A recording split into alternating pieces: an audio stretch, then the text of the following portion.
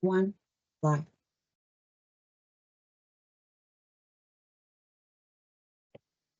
Good morning. Recognizing a quorum of commissioners, I call the February 13th, 2025 meeting of the Cannabis Control Commission to order. This meeting is being held remotely pursuant to Chapter 2 of the Acts of 2023 and is being recorded. Commissioners Camargo, Roy, and myself are participating in today's meeting. All votes taken today will be by roll call. We have a full agenda today that I will generally summarize. We will start with opening comments from commissioners and approval of 8 sets of minutes. Then the acting executive director will present the acting executive director and commission staff report. Before we proceed to staff license recommendations, there are 5 changes of ownership recommendations, 69 license renewal recommendations, 3 staff updates on expired conditions on license renewals, 5 provisional license recommendations, and 9 final license recommendations.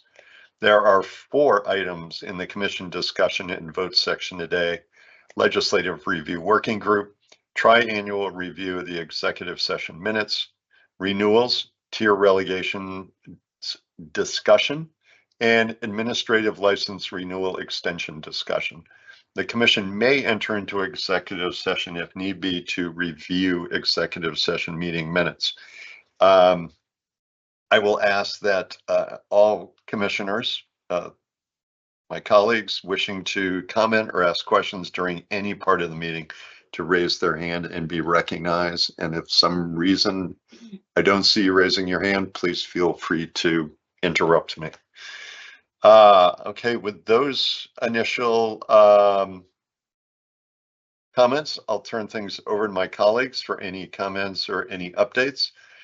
Commissioners will go in alphabetical order. I will give my comments last. So we will start with Commissioner Camargo. Good morning. Thank you. I'll be brief. In terms of updates, I want to encourage and invite everyone to our medical listening session. Our team, Kate, Andrew, and some of our medical and constituent services team have been working diligently to send out notices, do some outreach. I know we're going to see some social media in the next maybe 48 hours around the medical listening session. We've created a list of MTCs and possible medical professionals in the field. So we want to hear from everyone and anyone. It is a great opportunity to come speak on behalf of the medical program. So we are reminding everyone that that will be held on February 27th. It's going to be a hybrid. You can look at our calendar on our website, and we will be at the Worcester office. So we're really excited about that, and want to thank Kate Fisk, Andrew Carter, and their team for putting this on. The other thing, I'll kind of give folks a quick update because I know I've had a lot of emails in my inbox. For those who are still curious about the no towns, I'm hoping that in March I can update folks, and Commissioner Stebbins, I guess I'm asking now to bring it back on the agenda in March so that we can move on with the no towns conversation. Also, the exclusivity period update and report, everyone has been reaching out about that as well. We know that the deadline is approaching. Our team has been working on the research and the report to bring back to commissioners, or to bring to commissioners, so that we can have a discussion and talk about the exclusivity period. So I want to just reassure those that are waiting in the public that we are diligently working on it, and you should be hearing from us soon, possibly this month, if not the beginning of March. Commissioner Concepcion was originally sponsoring the exclusivity working group. And I asked Commissioner Stebbins in her absence if I can jump in. So I'm now going to sort of jump in and just sponsor it and work with our team to bring it to the agenda sooner rather than later. I know that our legal team and the working group have been working on it along with our research team. And for social consumption, I just want to give folks an update. I want to just thank everyone who provided comments, who have met with us the last few weeks. I know commissioners, our comments are due, I believe, tomorrow, if not Monday, to our team so that we can amend what we need to amend in the social consumption regs. Commissioner Roy and I have been meeting on and discussing what does a public awareness campaign look like when you have no funds, because we did not get funded for the public awareness, and hopefully things will change. But Commissioner Roy and I are having those conversations. I think that's it for now. I'll just say if anybody still has social consumption comments, we were in an informal period, but if anybody still wants to get something in, by all means, please get them in. And yeah, I think those are my updates. And I'll say for folks who celebrate the Day of Love and Friendship, have a good Valentine's on Friday. Commissioner Roy, I see you with a little bit of red. So I just want to say that, and thank you to our team and our staff, and I'm sending love and good vibes to everybody in this place. We do a lot of work, and I appreciate it. So thank you. Thank you, Commissioner Camargo. Commissioner Camargo, can you just, you talked about exclusivity, but maybe if I can offer you the opportunity to kind of give the full understanding of what we're talking about for everybody else when it relates to exclusivity.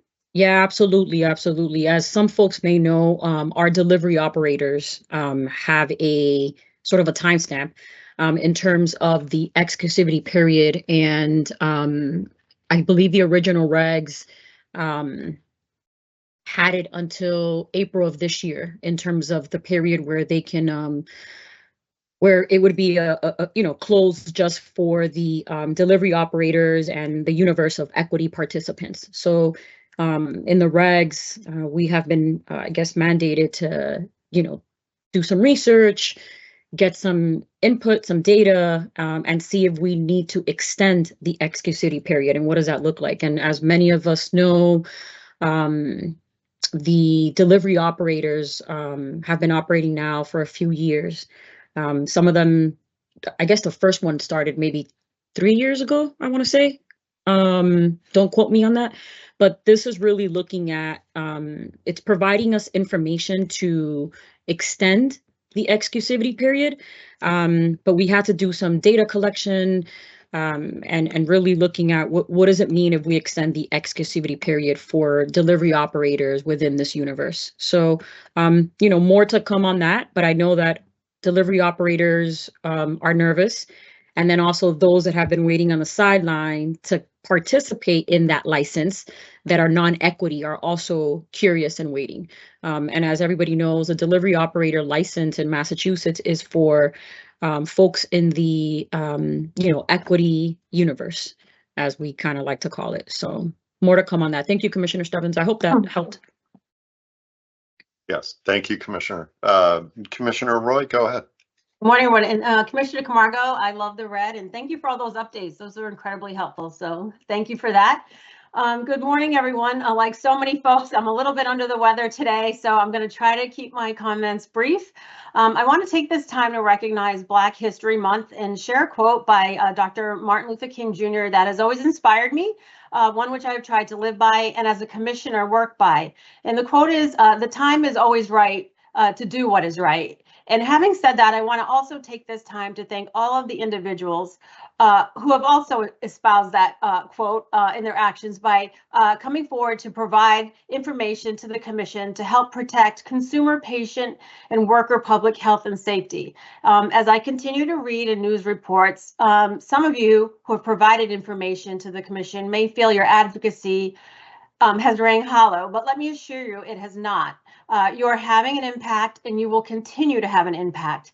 As the industry continues to evolve, we are mindful there are significant challenges around testing, reporting, and accuracy and labeling. For me, we are at a jump the shark moment in testing, meaning the status quo is no longer adequate or acceptable.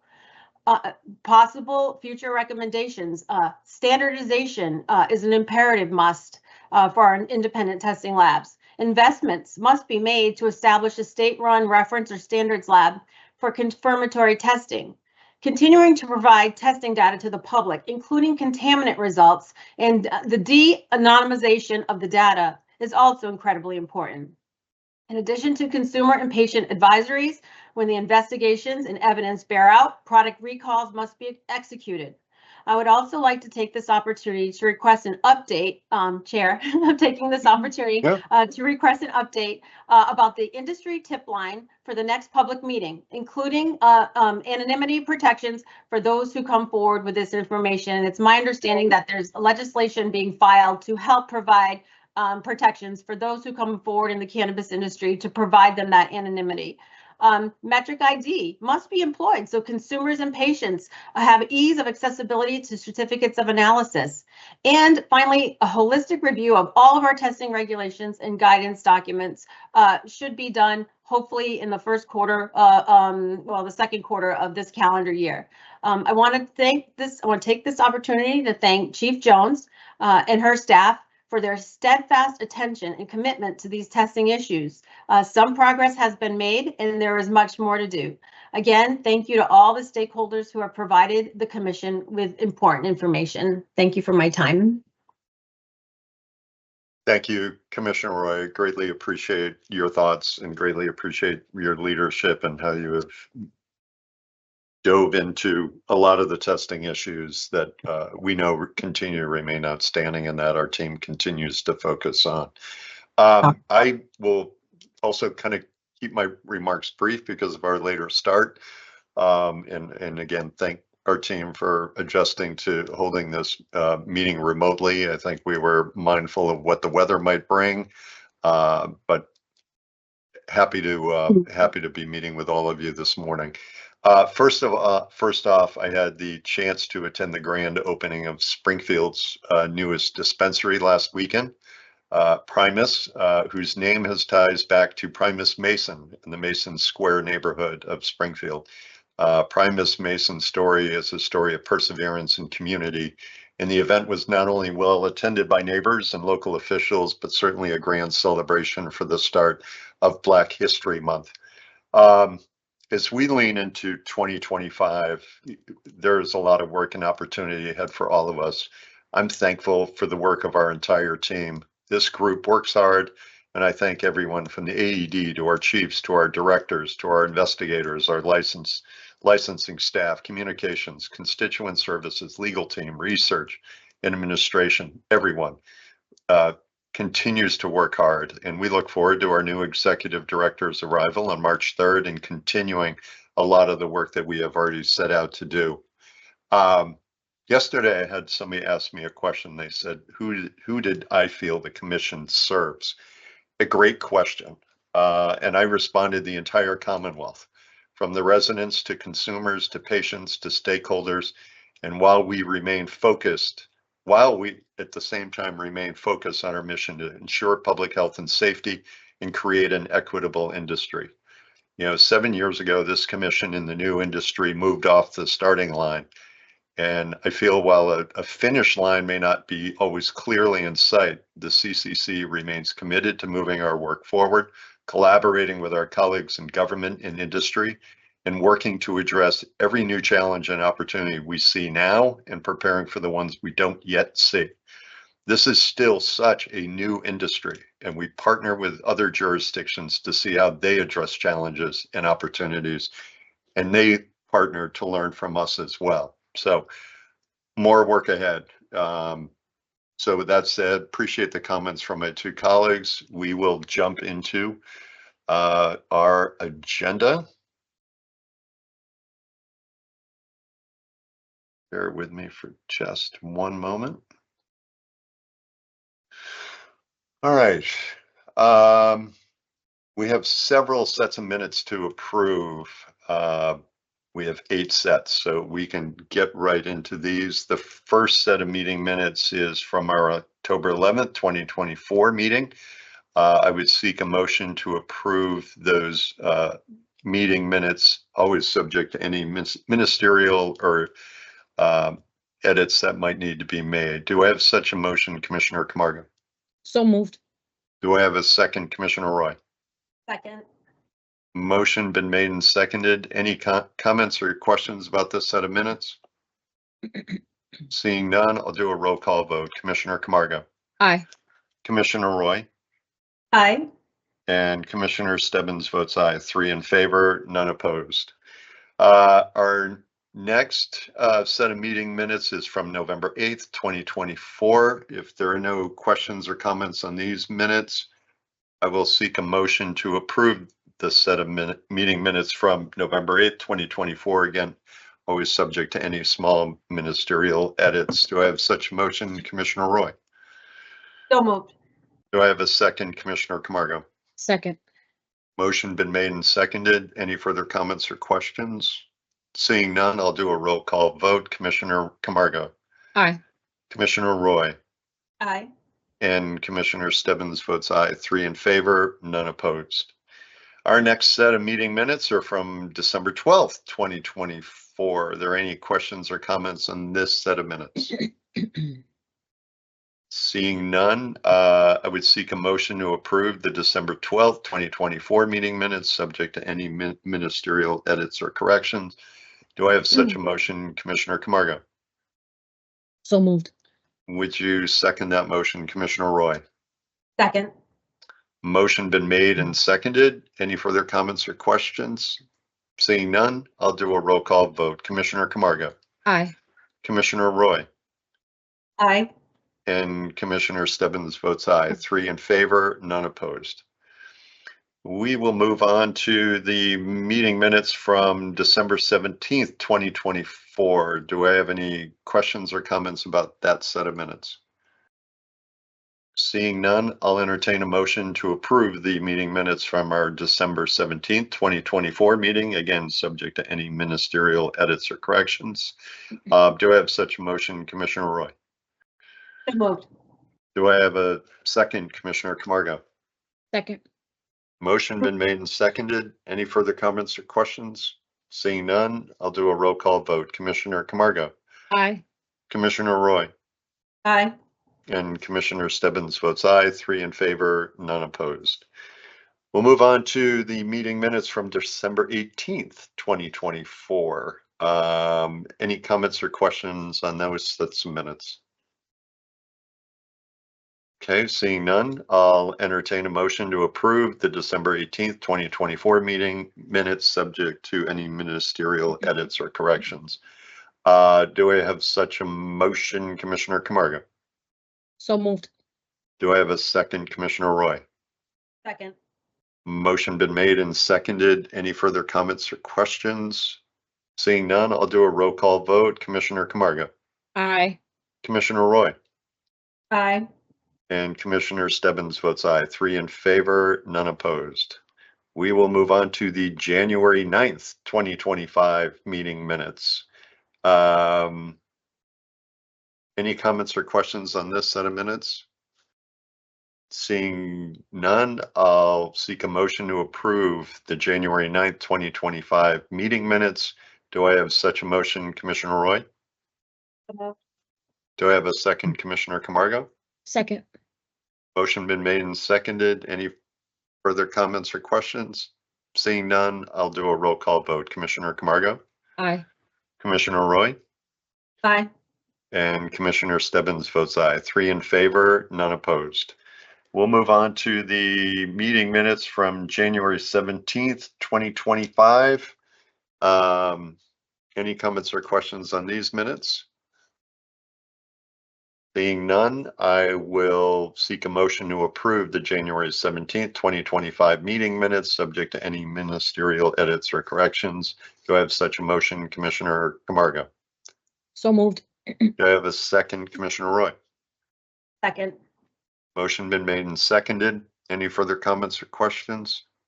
Seeing none, I'll do a roll call vote. Commissioner Camargo, Aye. Commissioner Roy, Aye. and Commissioner Stebbins votes aye. 3 in favor, none opposed. And our last set is the meeting minutes from January 23rd, 2025. Any comments or questions on this set of meeting minutes? Seeing none, I'll seek a motion to approve the January 23rd, 2025 meeting minutes, subject to any ministerial edits or corrections. Do I have such a motion, Commissioner Roy? Do I have a second, Commissioner Camargo? Second. Motion been made and seconded. Any final comments or questions? Seeing none, I'll do a roll call vote. Commissioner Camargo? Aye, and I would like to give some comments at the end of the session. So aye. Okay. Commissioner Roy? Aye, and I also would like to give some comments at the end of this section. Okay. Aye. We'll vote aye also. 3 in favor, none opposed.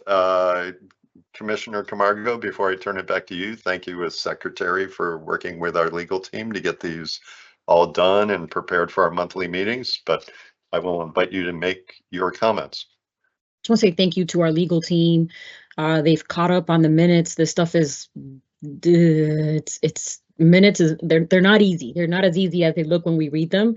And I go through all of them with the team, and they're chasing me down to make sure that I look at them. So I just want to say thank you so much, Brendan and his team, and everyone at the legal department. Thank you. Well, it sounds like a very solid, platform for your reelection. So we're glad you got that done. Commissioner Roy, go ahead. I basically want to echo my colleagues and thank our secretary, Commissioner Camargo. Having been in the secretary's shoes, I know it's a lot of work, and sometimes it's important just to pause and to quantify things. So that's 9 sets of minutes, and over the last just a little over a 3-month time span. So I want to recognize you, and I want to recognize the legal team for all their work and we're caught up, and that's incredible. And I also want to take this time to thank you, Chair Stebbins, because we got our foot on the gas. We had 9 meetings in a little over 3 months, and some of them, yes, were exec sessions, but let's keep up this pace. And I want to commend you for getting these meetings on the books, on the calendar. There's just so much work to do, and so thank you for that. So I just want to thank you for the pace, and Secretary, I want to thank you for your work with the legal team on this. Thank you. Thank you, Commissioner Roy. I also want to extend my thanks to all of the administrative team that helps us pull these meetings together, getting them scheduled, setting up the IT infrastructure, getting the agendas done. So Matt and Jessica and Betsy and Kate and Abby and the entire team, thank you for everything that you do to help us pull these meetings together on top of that. All right. Thank you, colleagues, for your comments. We will now move on to the Acting Executive Director and Commission staff report. So I will hand it over to our Acting Executive Director and Chief People Officer, Debbie Hilton-Cree. Nice to see you, Debbie. We had the chance to spend some time together yesterday and at the State House. So glad you and our CFAO made it safely back to Central Mass. Thank you. Thank you, Acting Chair. And like everybody else, I am also under the weather. Oh my gosh, I think it's quite a few staff members at the commission. We're not, doing that great this week, last week, maybe into next week, but I hope everybody stays well and stays warm for the rest of the winter. So I will do a very quick update on recruitment. I don't have a slide. So this is only going to take a couple minutes. And that was a strategy I thought I would use, because I discovered if you don't have a slide, you don't get a lot of questions. So don't take a lot of notes. Just kidding. I haven't been well. That's so a good one, though, Debbie. Debbie, that's a good one. That's a good one. Don't have a slide because I haven't been well, but so I'll jump right into it. I'm just going to do a quick update on recruitment. So we had 12 positions that were open. All of these positions, with the exception of 2 that are posted right now, are either in screening, pending references, pending offers, and I'll just run through them quickly. But I am saving a Meteor report, MEATIER, report for March when I go back to my CPO role. So I want to hold that thunder for that point. The HR manager role was posted as an internal opportunity, and that position was filled. Posted positions we have right now are HR generalist as a backfill and associate general counsel. And the associate general counsel position closes at the end of the month. So they will be going through screenings for that here shortly. Pending offers and references, we have 3 associate enforcement counsel positions that are pending. 2 are pending references. 1 is in pending offer. We have positions in screening and interviewing, investigators. We have 4 positions. 1 was vacant due to a promotion. 2 were in backfill, and we lost 1 employee to another state agency again. We have a licensing specialist position, and we have a candidate that was selected. So we are going into possibly an offer stage with that. And we have a fiscal specialist position right now is in the phone screen process. We may consider reposting that position. However, if we go through these resumes, and we've gotten quite a few of them, if we can get some really great candidates out of that, we won't be reposting, but we'll be looking to move on to the interview process. The final position that's open is the Director of Constituent Services, and that particular position we have not posted yet because I do have some concerns about the current structure of the program and whether or not the current staff is adequate to provide the services that we're supposed to provide. And what I'm saying here, I just want to make it clear, I'm not saying we don't have a great team. We have a great team. It's a very small staff. There is a lot of work. We have 91,000 patients. The structure we started with is really not conducive enough to what we need to be doing now. And so we need to take a strategic lens to the medical program to see where we can provide the best support system for the staff and for our patients. So those are the positions that are open in recruit or pending being filled at this moment. And that's it. Thank you, Acting Executive Director, for that update. I see Commissioner Roy has her hand up. I do want to thank you, and I want to thank the entire team because we post jobs. The HR team does a great job, kind of in the initial steps. Then we know there are screening committees that involve folks from, sometimes across the agency. But I think we've made a lot of progress to speed up the hiring, and I know this was a focus of yours when you started with us as CPO, because we don't want candidates to linger out there and then they go find someplace else to work. So I think at least I'm seeing, the recruitment process has certainly become more efficient, and I know that creates a lot of work for the HR team, but I think they've been doing a great job. Commissioner Wright, go ahead. Thank you, Chair. Thank you, Debbie, for the update. And I know you don't have a slide and you've been under the weather, but if someone could just provide a list in writing in an email or something of all those positions that you listed, that would be very helpful. I learned by reading and absorbing. So if someone could send that over at some point. And, I appreciate your attention to the medical side of the ledger. And, we're so grateful to Kathy Oliver Jones and her leadership, and we wish her all the best in her new chapter in life. And as you take, sounds like a holistic review of the program, I'd like to be involved in that. I don't know who is going to be involved in that, but I feel like the program, we're losing patients. Actually, at one point we were over 100,000 patients, and that's gone down into the 90 some odd thousand. Why is that? What can we do differently? I've always said we don't have, there's just not enough providers. The ratio is 400 and something to 90 some odd thousand patients. That's like an insane ratio. And how can we, and I'm working with our Chief of Staff, Andrew Carter, on different modes and methods of outreach to providers.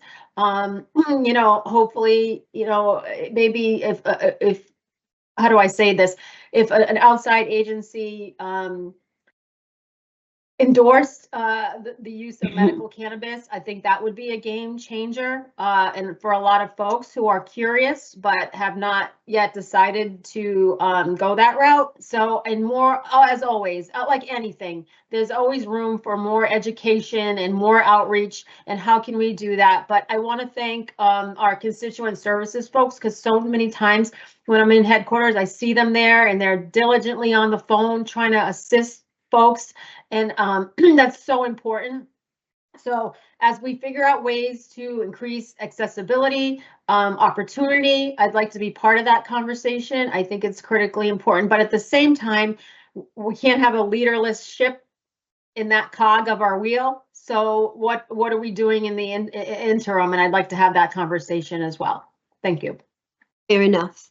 Thank you. May I, Acting Chair? Of course, go ahead. Yeah, thank you, Commissioner Roy, for those points that you made. And again, we have a great team, and the model of the program right now was a model that we started with, and the model really was more of a call center than it was a service center, and so the needs within the program have far outgrown where we started, outgrown the model, and it's also evolved. The needs have evolved and there are changes, so there's some areas that we need to take a look at. We consider a call center as opposed to an administrative team that also includes a call center, case managers, practice. This is a practice, whether we want to recognize it or not. It is a practice, and so there are many changes that we can work with the staff in making.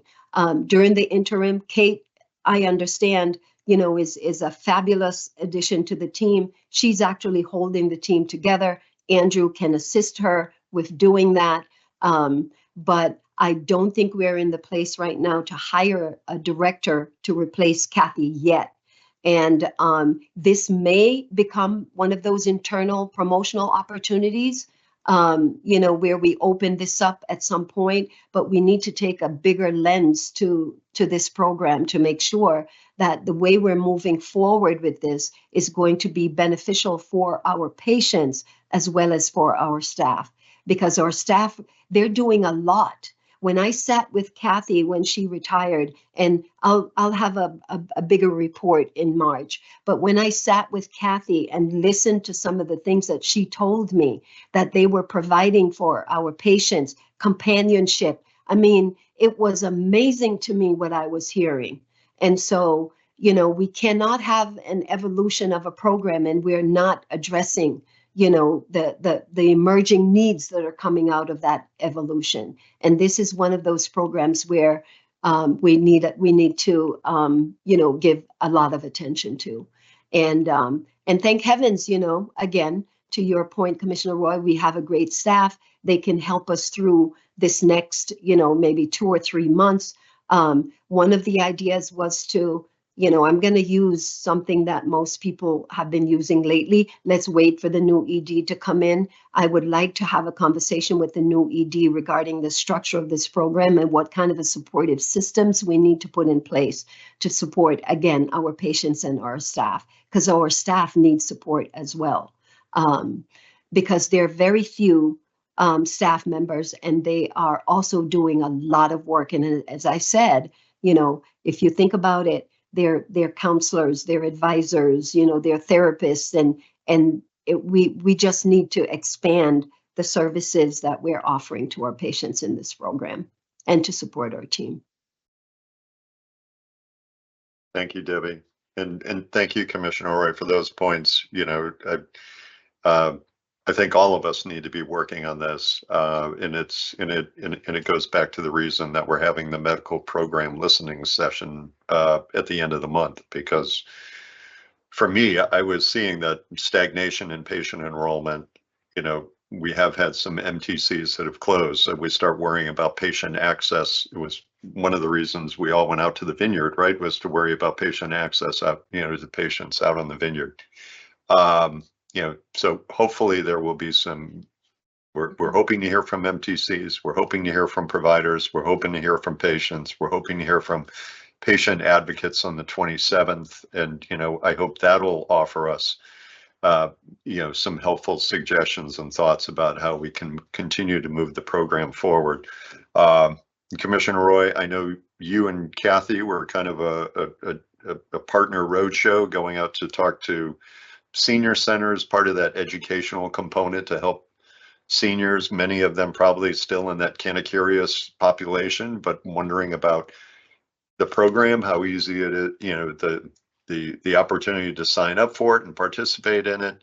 I had been talking with you and Kathy about expanding that, and Kathy, we are happy that we were sorry to see her go, but very happy for her pursuing the next chapter for herself.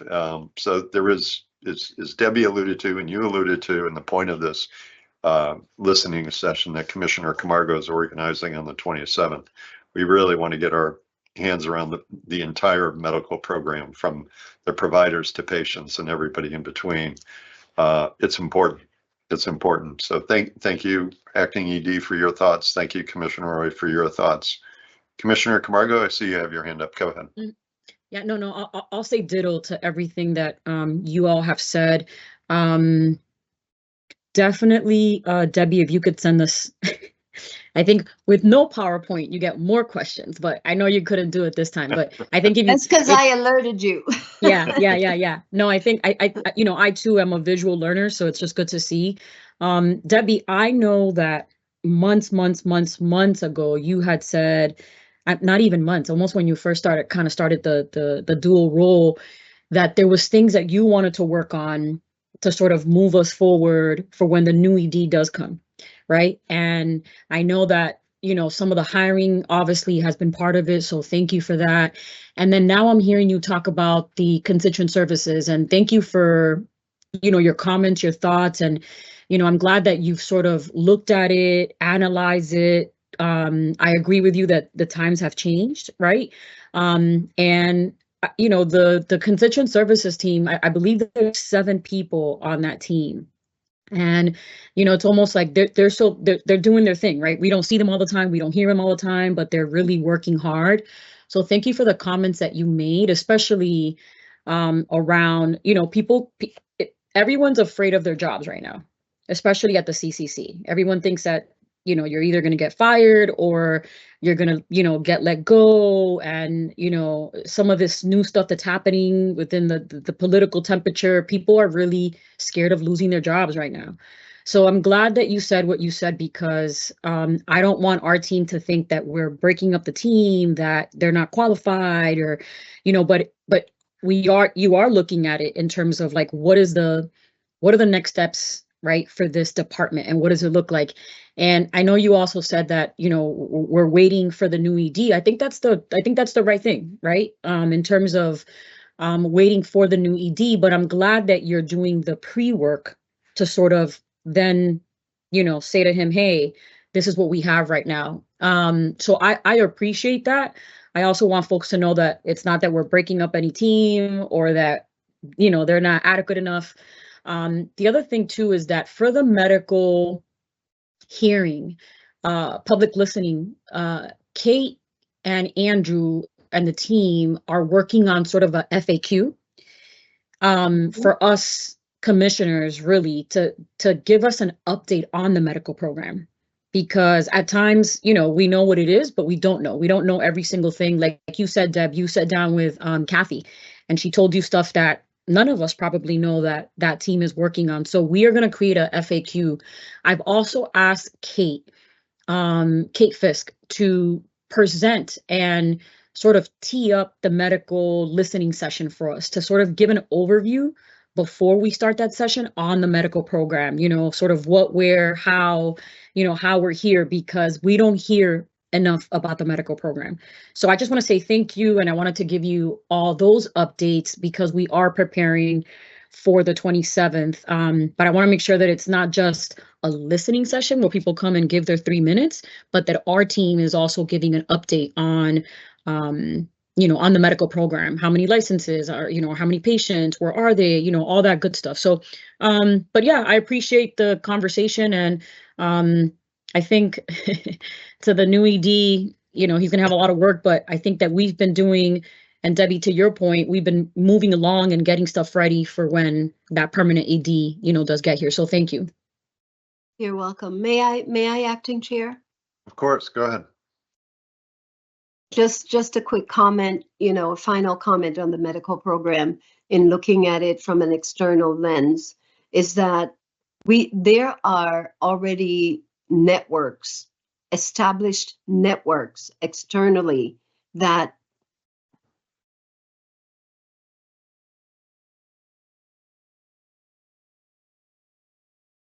sorry about that. I think I was frozen there for a little bit. Yeah, and I've learned to stop talking when I freeze.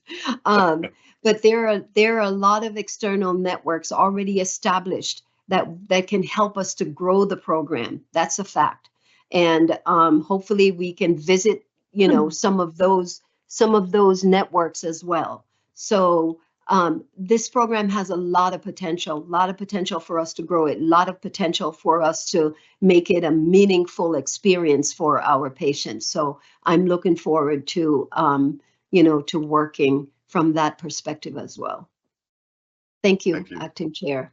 Debbie, thank you. You might have gotten more questions because you didn't have a PowerPoint, but Commissioner Roy has her hand up, so go ahead. Thank you, Chair. And Commissioner Margot, thank you so much for organizing February 27th. I think this is going to be an incredibly important listening session.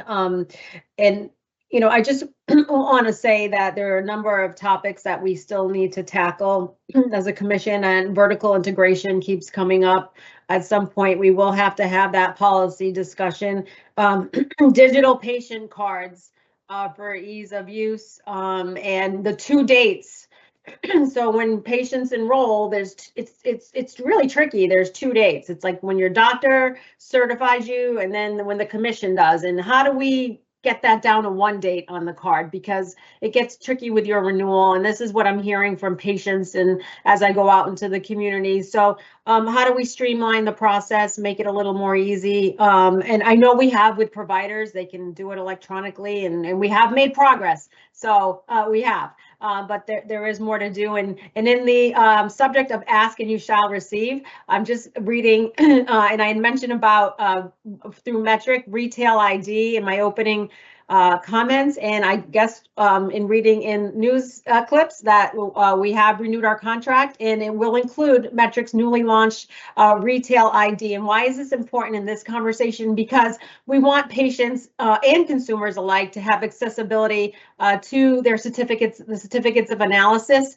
so they know the TAC count, the terpenes, and all of that should be readily available for any patient and consumer. And so I'm grateful to our IT team and anybody who was negotiating this contract with Metric, that Massachusetts, that our operators will now have access to retail ID. And I highly encourage them to use that. And so the end consumer, whether it's a patient or a consumer, has ease and accessibility to their certificates of analysis. And this also would help have the ability to generate QR codes on packaging, which I think, for all of us, that when we went through COVID, many of us, use the QR codes, and we still do to this day. So I think these are all great and positive developments that will not only impact the adult use side, but the medical side. So ask and you shall receive. We got Metric Real ID. So thank you all. Really happy about that. Thank you, Commissioner Roy. Thank you, colleagues. Thank you, Acting Executive Director. If there's nothing else for your report, we'll move, speaking of Executive Director and also Mr. Carter, we will move on to get a brief update on the Executive Director onboarding plan. I know a lot of work has gone into this as we prepare for a transition, but I wanted to invite our Chief of Staff to give us a high-level update, but give us an update as to how we're preparing for the new Executive Director. Welcome, Mr. Carter. Nice to see you. Good morning, Mr. Chairman. Thank you. And I certainly appreciated the discussion on the medical program and look forward to collaborating with all of you. So I will give a very brief update as it relates to our executive director onboarding. So we are in the process of compiling documentation for the executive director's review. So this will include the mission, vision, and values, the employee handbook, the enhanced code of ethics, the SOP library, organizational chart, our statute and regulations, our guidance and FAQs, a summary of the conflict of interest law, the annual activities report, the state of cannabis presentation, the 7-year anniversary video, our strategic communication plans, the open meeting law guide, the public records law guide, and I did neglect to include our governance charter as well, which will be provided to the executive director as well. And then if we can move on to our next slide. Yes, perfect. Thank you so much. So in addition to the materials that we are compiling, we are also working on scheduling both internal and external engagements. So that will include with our commissioners, chiefs, directors, and staff.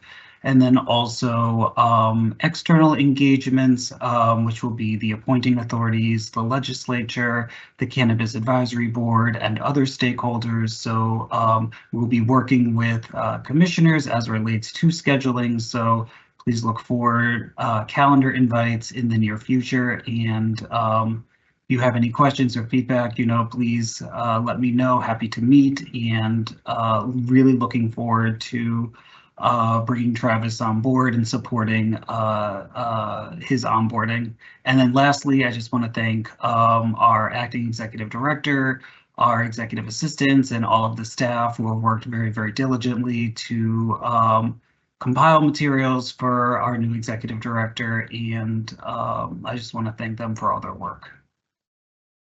Okay. Thank you, Mr. Carter. Thank you, our chief of staff. One quick question, because this kind of brings me back to when I first joined the commission, and Commissioner Camargo and I started on the same day, and less than a little over a week later, we were teeing up for our public meeting. And so there was a lot of orientation that we went through, as well as trying to prepare for our first public meeting. So just flagging that, but I'm assuming you're also kind of taking that into consideration, that, assessing, what he needs to prepare for that first public meeting versus, some things that, albeit are important, but might be able to be set aside until he's had a chance to get ready for that first public meeting. Go ahead. If I may, Mr. Chairman. Yes, thank you. Yes, so Travis is coming, the executive director is coming on March 3rd, which means the following week there will be a public meeting. So we, as we bake out the schedule, we will make sure that there is sufficient time for Travis, the executive director, to prepare, to confer with staff, and make sure that there is the time to review the materials. Absolutely. Okay, thank you. Commissioner Camargo, you have your hand up. Go ahead. Yes, I do. Yeah, thank you. Hi, Andrew. Mr. Carter. I like that, Mr. Carter. Andrew's good. And I know Debbie might have not seen my email yet, because I know she wasn't feeling well yesterday, but I definitely send you all comments and thoughts on the onboarding plan. I would say keep us as commissioners in the loop of everything onboarding for the new executive director. I always say he's our only hire, right, as commissioners. And, we're really, we're responsible for his onboarding and his success. So I just want to make sure that we're engaged in all of it, and which we are, but I want to sort of reiterate that. And then also I'm just thinking, like, for the first public meeting, like, I don't know what the thought is, and we could talk about it offline, but what are the expectations that we have for the new ED for the new meeting, right? So maybe Deb, thinking about that, what does that look like? Because like Commissioner Stebbins said, I was thinking about that, Commissioner Stebbins, like we got here and a week later was our first public meeting. So I just want to be mindful of that, and then just, feel free to check in with us in terms of, our own thoughts around that. Because I know the March meeting will have a lot as well. So I think that's it. And then also just a schedule, and we could talk about it offline, but I know it's a lot fast, but I did have some comments around the schedule itself. So just keep us posted, and thank you for thinking through, his onboarding. And obviously, I know that we have like a 2-3 week plan for the onboarding, but I'm almost curious of like, do we have a sort of a 30, 60, 90-day plan for his onboarding, not just 3 weeks. So that's something that I would want to think about, talk about. And again, it could be offline, but those are my thoughts. Yeah. Thank you, Commissioner. We have had, I know commissioners have all had some input into the draft as it's gone around. I think in our acting ED, and Andrew will correct me if I'm wrong, I think we wanted to also provide some flexibility for the ED as he settles in, giving him some time to think through the schedule as well, and inviting his input on it when he joins us. Just again, as he gets his arms around this agency and our team, we also, I know they've been mindful about building in that time for him to stop and reflect, and certainly invite him to offer any changes as he sees fit. But Commissioner Roy, did you have your hand up? I did. Go ahead. I'm wondering if we can add to the list of deliverables that we're going to share with him the letter that we recently sent, the budget request letter. I think that was full of some really important information that might be useful to our incoming executive director. I also wonder if we can share, in addition, a short-term objectives and challenges, like a short-term objective. We're working on social consumption. We just talked about the medical program, testing, just to name a few, in addition to what's already being prepared for him. I'm wondering if we can also share some of those items as well. Great point, Commissioner. We have been, I know Debbie and the Chief of Staff have been working on kind of a draft goals document, which will be shared with both of you. And obviously, we'll want to work with him to incorporate those goals after his arrival. But I'm sorry, Chief of Staff, I think you had your hand up. I apologize if I interrupted you. No, Mr. Chairman, just happy to incorporate Commissioner Roy's suggestions. Okay. Debbie, you turned your camera on. Did you have any other thoughts you wanted to add? No, I was just doing a little bit of self-care. That's why I was off. Okay. No worries. Thank you. No worries. Thank you. All right. Commissioner Camargo, you have your hand up? Go ahead. Yeah, I agree with Commissioner Roy and Andrew. I know, or Debbie. Debbie had asked for a write-up on social consumption, which we sent to you all, which you all then shared in the Chiefs meeting. And Debbie and I had this conversation, and Andrew, I think I had it with you as well. To Commissioner Roy's point, use some of those updates that we've sent in, or that, maybe we need to kind of create for him, is exactly what Commissioner Roy said, sort of like, what are the things that are happening right now, immediate, short term, and then, what are the other stuff that's going on, almost like a cheat sheet, right, of what's happening. And I know, Deborah, you talked about, or Debbie, you talked about, there's sort of like a document bank that we're creating for him in terms of, stuff. So I don't know if you want to talk about this now, but it makes me think, does Commissioner Roy know that part about it because of her comment? So I want to make sure that this is the only, obviously, time that we have so that we can all speak. But I think that would be helpful for us to hear. But I think, again, to Commissioner Roy's point, I really agree on, I don't know what you called it, Commissioner Roy, short term and challenges, but Yeah, short-term objectives and challenges. yeah. So Debbie, I don't know if you want to, if you want to talk a little bit about sort of the behind the scenes in terms of what you're preparing, or if it's too much for right now, but I think it'll be helpful. I think it'll be helpful. Yeah. Mm. So the goal, and if you look at the document that you received to review, we tried to keep you in the loop in terms of the each iteration of it. And there is a link on that document. And really, we created a document center where everything that we felt the ED needed to get his hands on, you know, to get him educated, to bring him up to speed on everything that was going on, would be uploaded into that document center for him to review. So all the documents that you're talking about will be documents, if they're not already in that document center, can be uploaded into that document center. And when it's not restrictive, one of the things that we had done, we had opened it up so that anyone who felt that they had a specific document within their program or something that they, you know, felt the ED needed to take a look at in his initial review of, you know, what we've been doing at the commission, had the opportunity to upload into that document center. So by no means is that document center totally closed at this point. As we continue to get documents, we continue to upload the documents into the document center.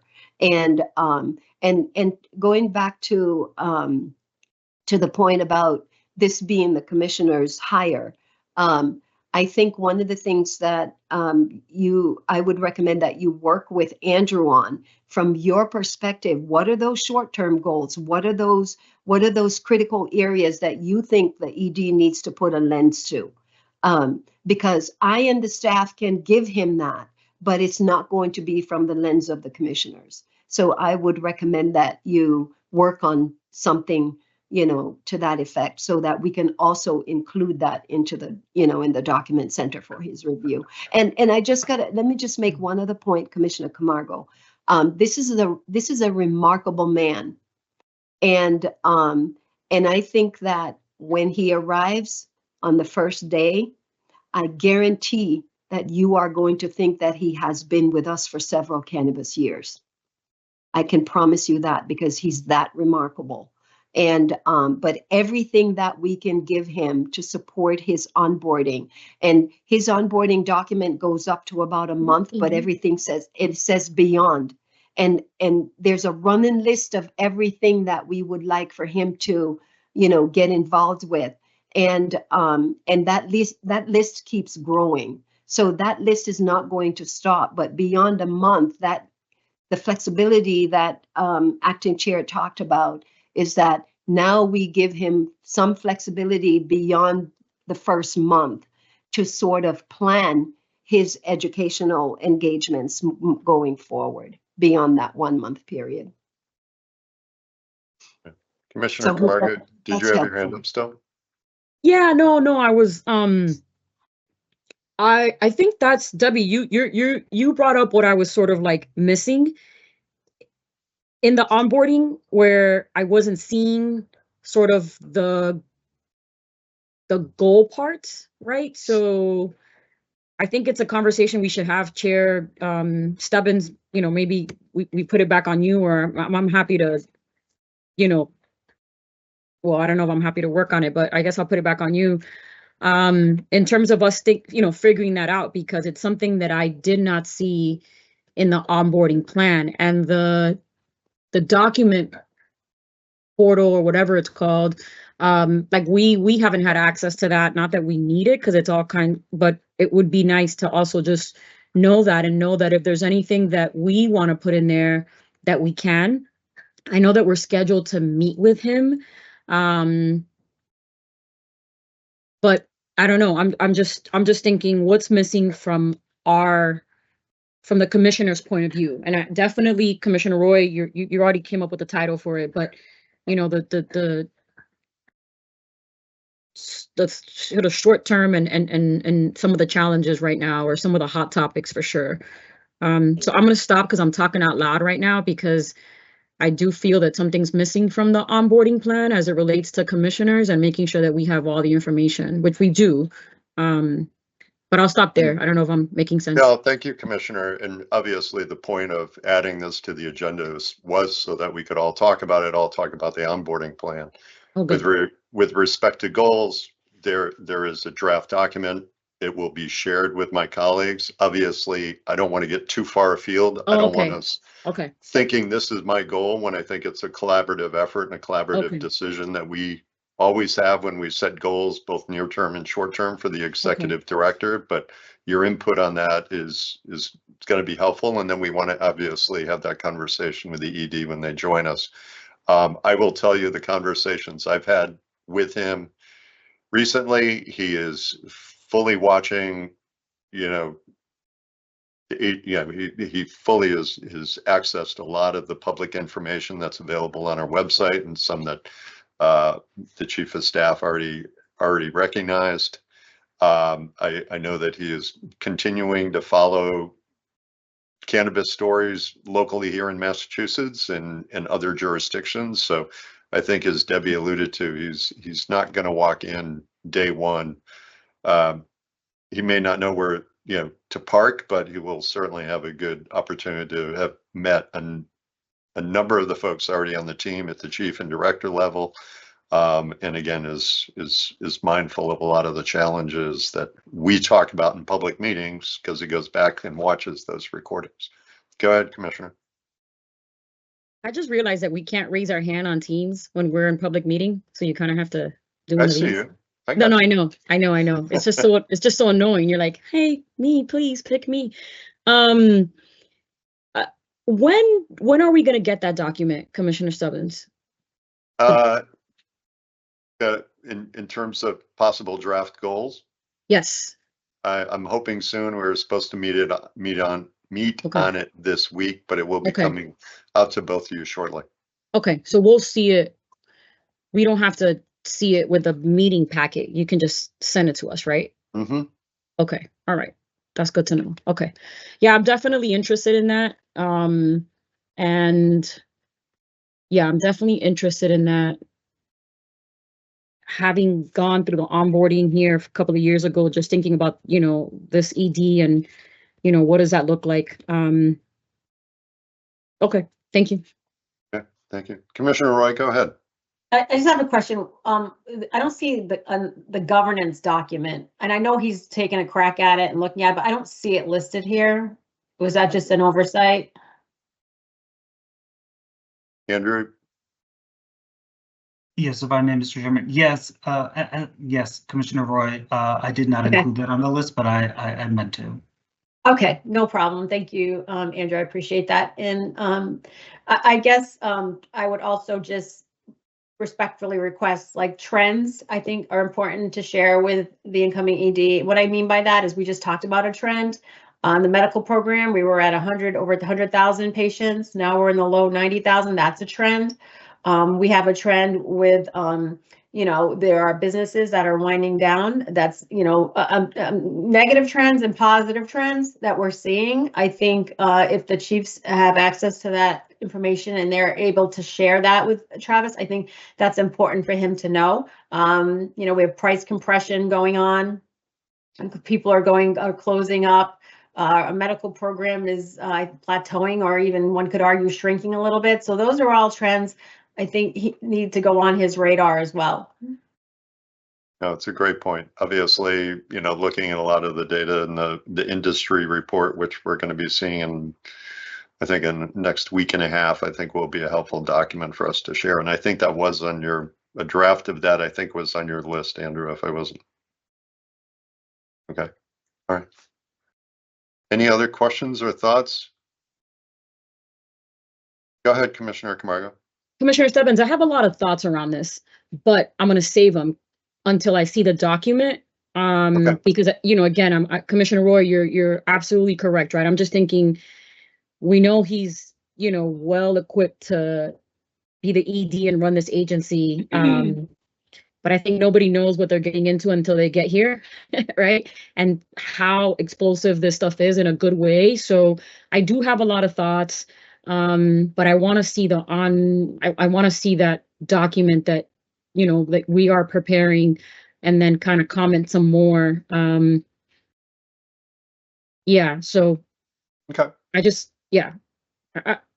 Keep me posted, and I guess I'll engage too, Debbie. You know, I'll reach out to you, sort of kind of get my thoughts out, or so that you guys can help me understand.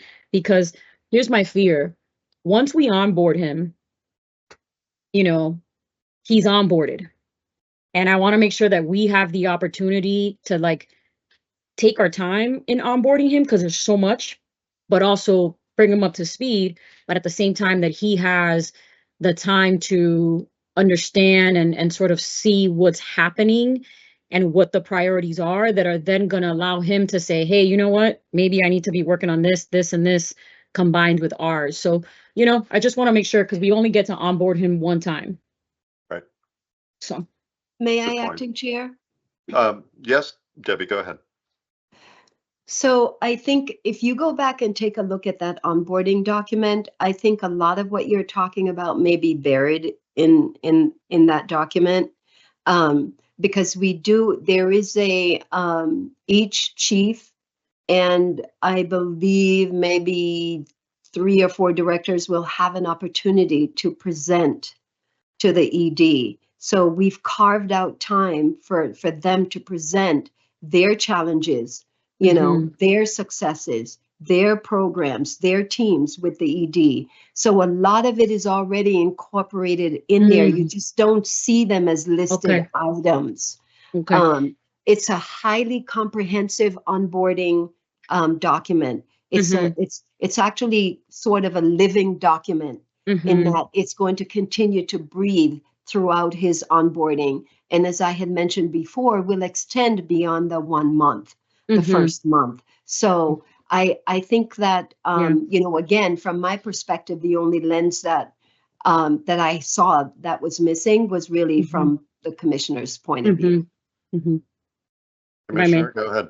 Yeah, Debbie, thank you so much for just bringing that up to the surface, in terms of like, it's in here, it's embedded in here, you know. And I know I sent this as a, you know, as a quick concern, but I know that he has programming overview 20 minutes with 1, 2, 3, 4, 5 different people or departments. And then there's others where he has an hour, you know. So again, those are some of the comments that I sent in, and sort of rethinking, okay, is 20 minutes enough for a quick overview of X programming? So those are the little things that I'm concerned about, because it's the only one time that you get to sit with, you know, A, B, C, D, and E. So I would definitely relook at, you know, kind of look at that. And, you know, you just said it, to your point, you know, he has some times with some directors, and I think he should be sitting in front of all the directors with enough time, not just 20 minutes. But again, I know that this is a draft for right now. And may I? Yeah. There's Yes, a second. There's a second piece to that, Commissioner Camargo, where, you know, we've indicated to look at this as the initial onboarding. This really kicks off his onboarding.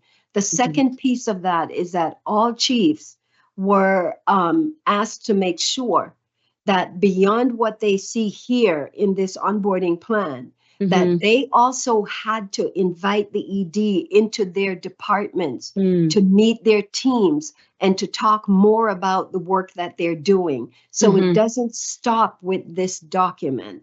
And that's why I'm saying, again, you know, you don't see it all there, but those are some of the expectations that we had already set with the chiefs.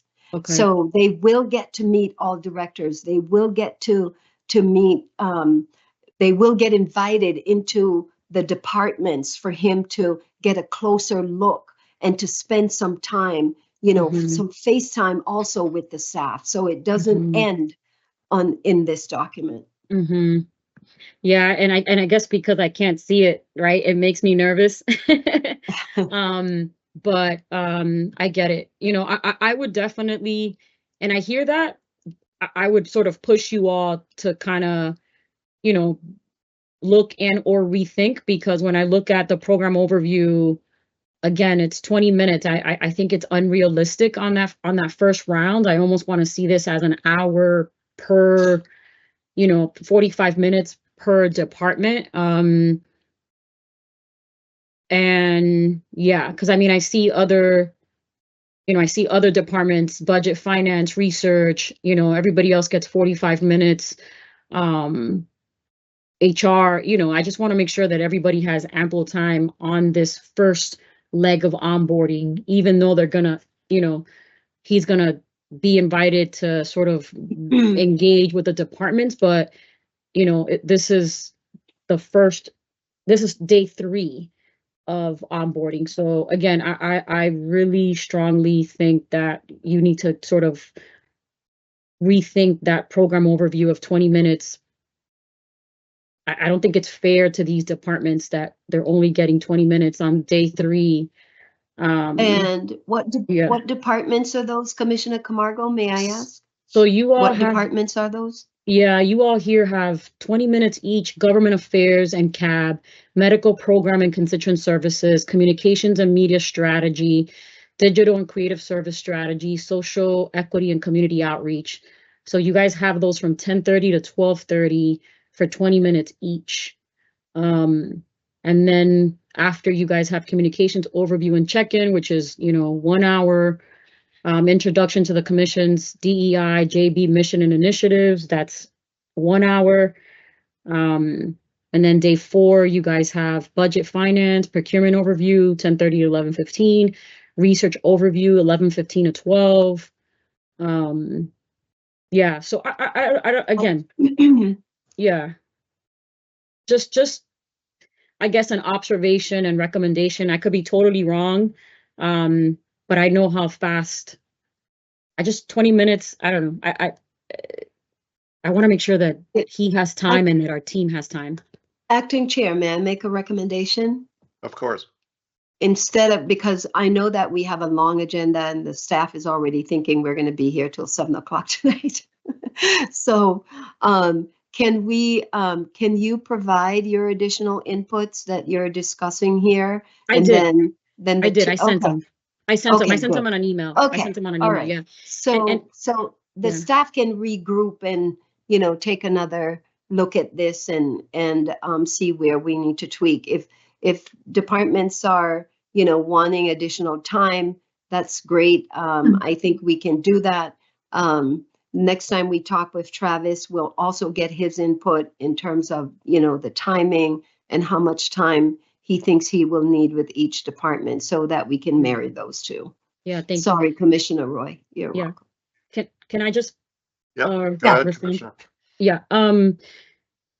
Yes, thank you, Debbie. Thank you. And I did send that. I believe I sent it yesterday or before yesterday. I don't know. The days are blurry. But I also just wanted to say, because I'm reading off of an internal document that is not public yet. It's a draft that we have. I want to make that clear to the public.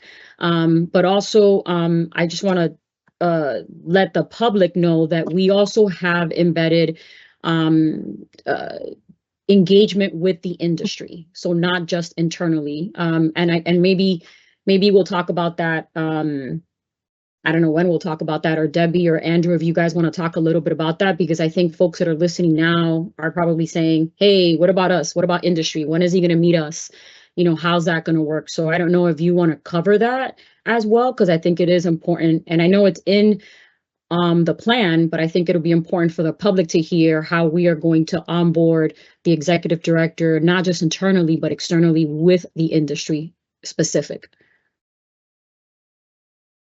Andrew or Debbie, do you want to reply? Commissioner Roy, I see your hand.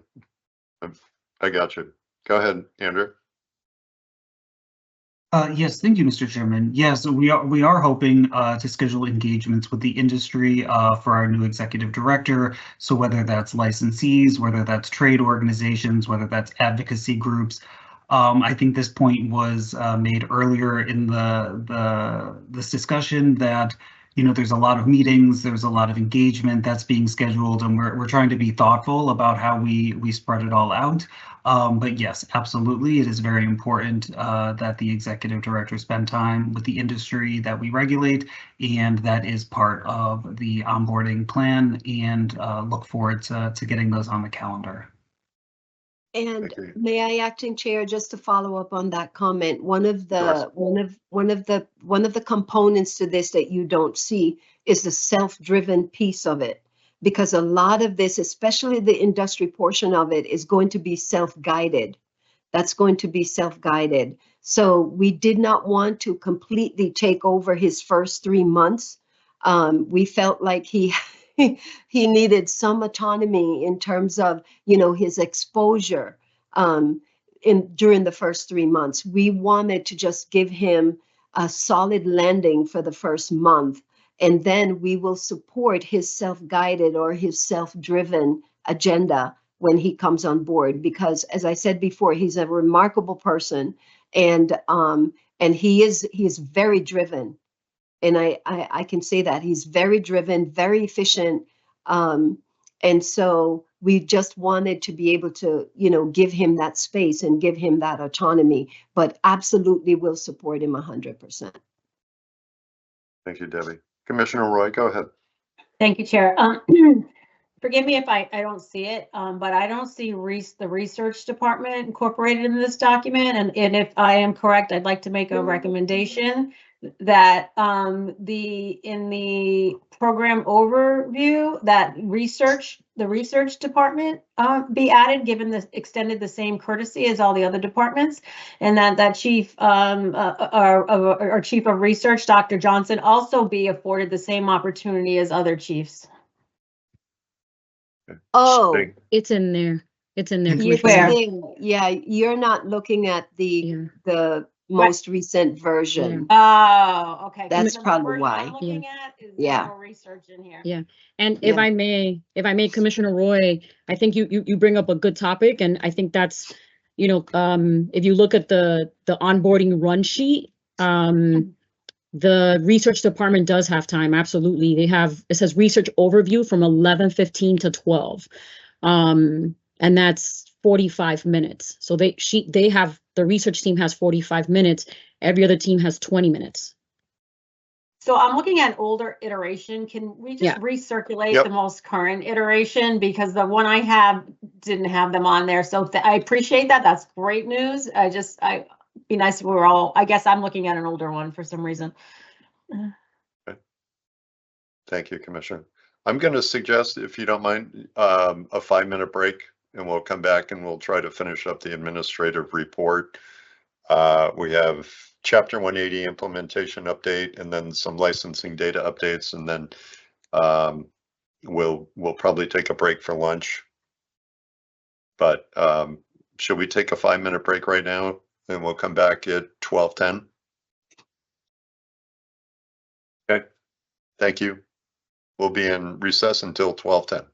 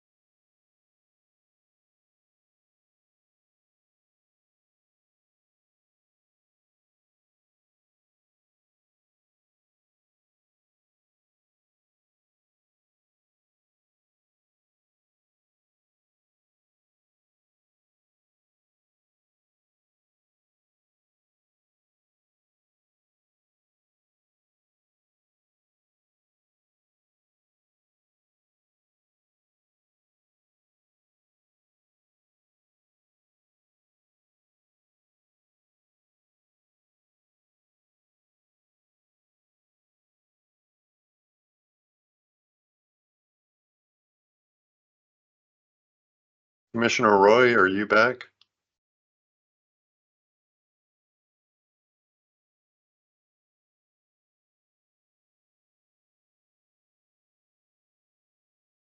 Sorry, had to grab extra tissues.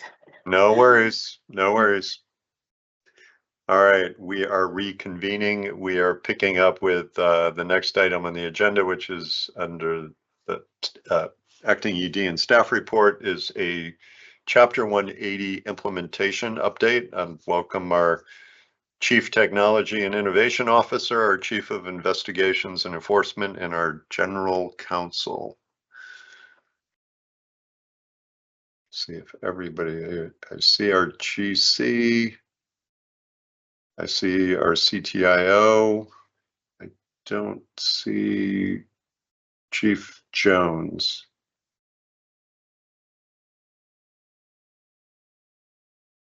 Gentlemen, I'll start and turn it over to both of you if you want to kick this off.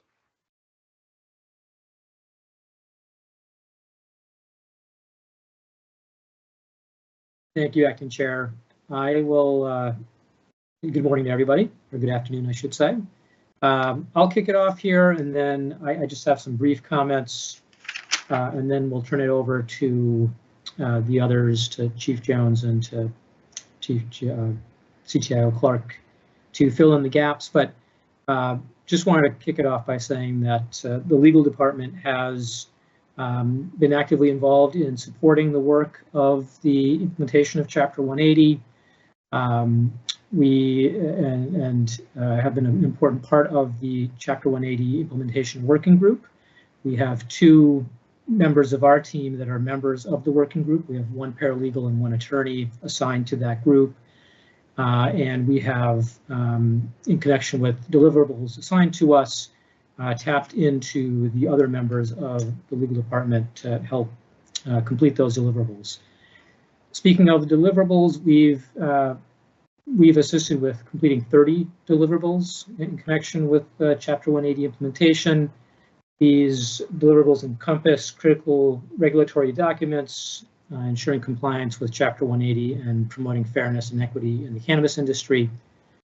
And just to give you a flavor for some of those deliverables that we've assisted with, we have assisted with drafting guidance for municipalities on equity and host community agreements, guidance on municipal equity and industry participation, guidance on positive impact plans, guidance on equity programs, guidance on community impact fees, guidance on licensure, guidance on agent registrations, in addition to municipal host community agreement standard evaluation form, the model ordinance or bylaw template, the host community agreement waiver form, the equitable relief request form, just to name a few examples.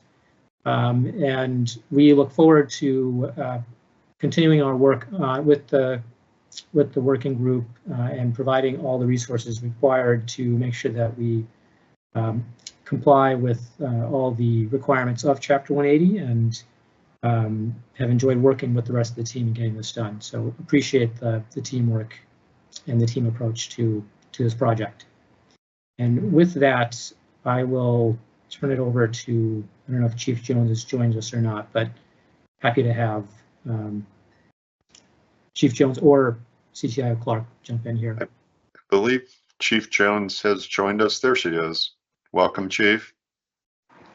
Thank you, Acting Chair. So thank you. So I'll get into the what's been going on with the implementation of Chapter 180, which is really a commission-wide initiative. It's not really specific to one department; it's across teams, which is why there's an element of fostering collaboration across teams. And also, I'm giving this presentation on behalf of our project sponsor here, which will be our AED. And also, we need to keep in mind that our project lead, who was leading, the implementation of Chapter 180, is no longer with the commission. So for that reason, we had to pivot and try to make sure that we were, in fact, meeting the scope of the goals of the implementation of Chapter 180. What we're seeing on the screen here, we have incomplete 73 deliverables, and yet to commence, we have 38. And then, in progress, we have 35. And then I'll speak more about phase 2, which speaks about our third-party vendors, because phase 2 of that will really focus on IT-related tasks, which is why we have the CTIO here today. And then we have completed about 208 out of the 282. But what we're noticing with the implementation of Chapter 180 is that at times we have to, pivot depending on the needs, because practically what we're seeing is very different from what we have in theory in terms of our regulations. One of the things that were, some of the things that I really want to talk about here today is related to, when we're looking at this, there's a technology piece, there's a policy and process, there's forms to be created, there's administrative notices, there's trainings, there's external communications and internal communications, among other things, but also the impact on staff when it comes to the implementation of Chapter 180. Some of the things that were not considered here is staffing levels, budgetary constraints, the modification of policies and regulatory changes in order for us to be able to implement Chapter 180. So the bulk of the work was completed under phase 1, which was officially concluded on December 20th of 2024. Now we have some open deliverables, which includes the 2 guidance documents, guidance on positive impact plans and guidance on equity programs that were presented at the January public meeting. And those are being currently modified to incorporate the board's feedback and will be resubmitted for the board's consideration and vote at either at the February, if we have an additional February public meeting, or in March. Phase 2 focuses on municipal equity, which really includes the pre-certification application and the social equity businesses pre-certification application. This phase is heavily led by, our third-party vendor, which is where I believe CTIO is going to talk more about that. But what we've been doing internally, we've been spending a lot of time collaborating with our CTIO to sort of identify areas that we need to be focusing on with that third-party vendor, and also ensuring that when we are meeting with that third-party vendor, we are providing configurations, the workflow, and the different types of things that we need to be,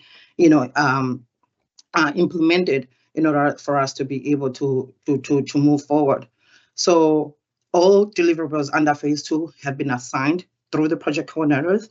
The project coordinators, what they are going to be doing, they're going to be communicating things out on a weekly basis to the teams that are involved, whether it could be communications, whether it's IT, whether it's legal department, whoever is involved, then would need to ensure that we're communicating that out continuously to the AED, so that she can have awareness in terms of where things are. And so now we have, as I mentioned earlier, we have weekly standing meetings with the third-party vendor. And then phase 3 focuses on, community impact fees certification. And then this includes open deliverables, which are currently assigned and slated for completion, hopefully by the end of the month. The team continues to work through the deliverables, even if in the next phases, to minimize further delays on project completion. Phase 4 focuses on amendments to agent registration applications. This phase encompasses open deliverables. At this time, I think we have about 10, 6 of which are also related to our third-party vendor. One thing that I want you all to keep in mind is that our outcome in terms of implementation of Chapter 180 also depends on our third-party vendor. So even though we have an expected completion date of April 2025, there's a possibility that that might change depending on whether they have the ability to be able to implement those things that we're asking them to also implement. So with that said, I really want to give a big shout out, to the INE team for voluntarily stepping up to actually ensure that the work we kept on going, looking at things like, as I mentioned about impact, staff working over set hours, looking at contractor bandwidth with the party vendors, Also looking at productivity and priorities or obligations, whereby we had to shift our priorities in order for us to be able to do this. And then while we're on that topic of giving kudos, I really also want to give kudos, is I was listening when you're all talking about the medical program, to the compliance officers that came from the Department of Public Health that had oversight in ensuring that all MTCs open their doors, and they've been ensuring ongoing compliance by responding to patient complaints or anything that comes in. But now also we've expanded this, focus in terms of ensuring compliance to investigators for MTCs. And then with that said, I will pass it over to our CTIO. Hold on just a minute. Chief Commissioner Roy, do you have a question? Go ahead.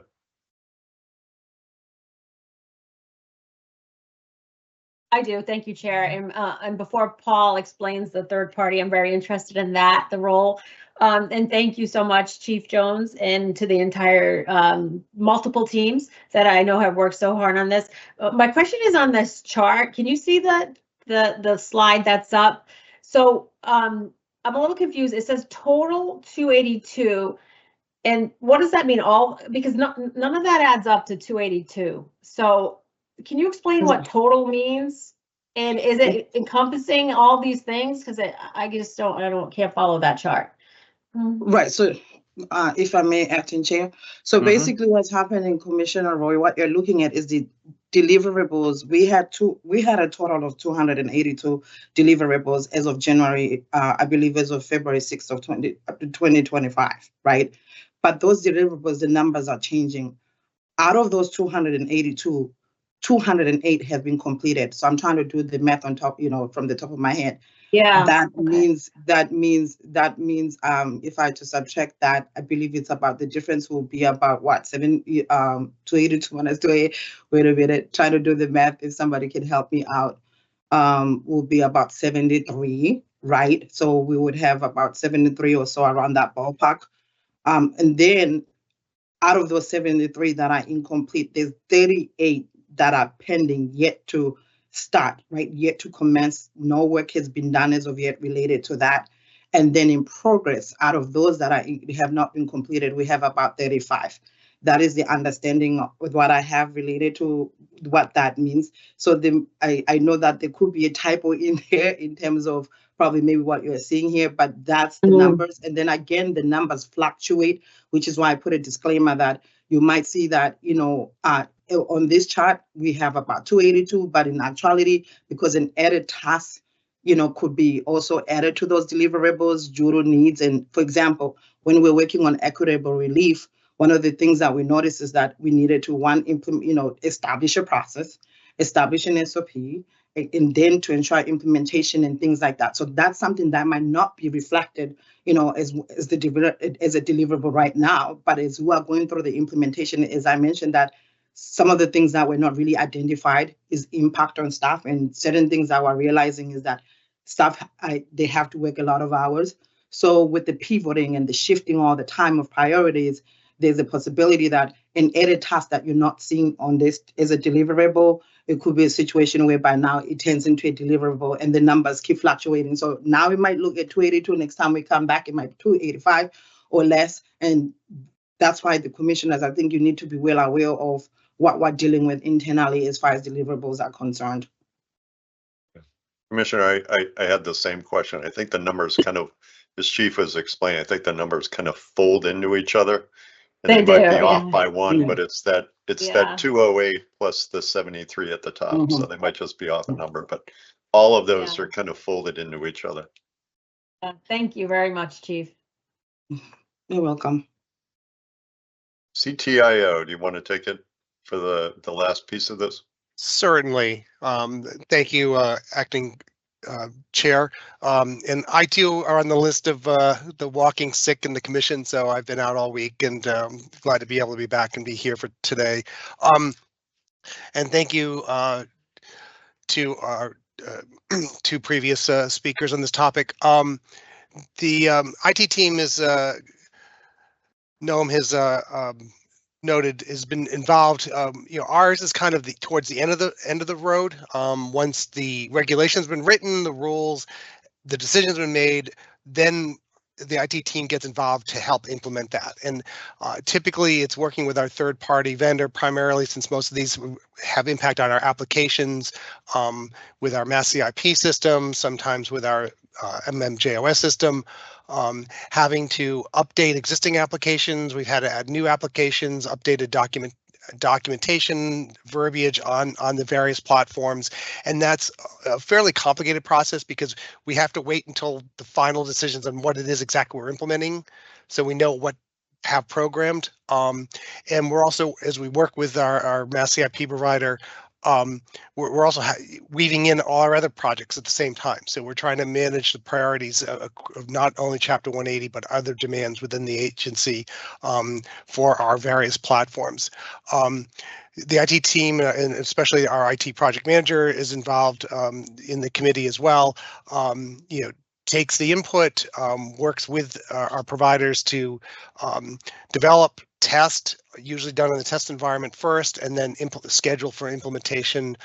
Some stuff can be done without downtime. Changes to applications are generally pretty easy. More sophisticated changes, adding fields, adding data, requires usually system downtime, so we try and schedule that during our normal maintenance windows with Mass CIP.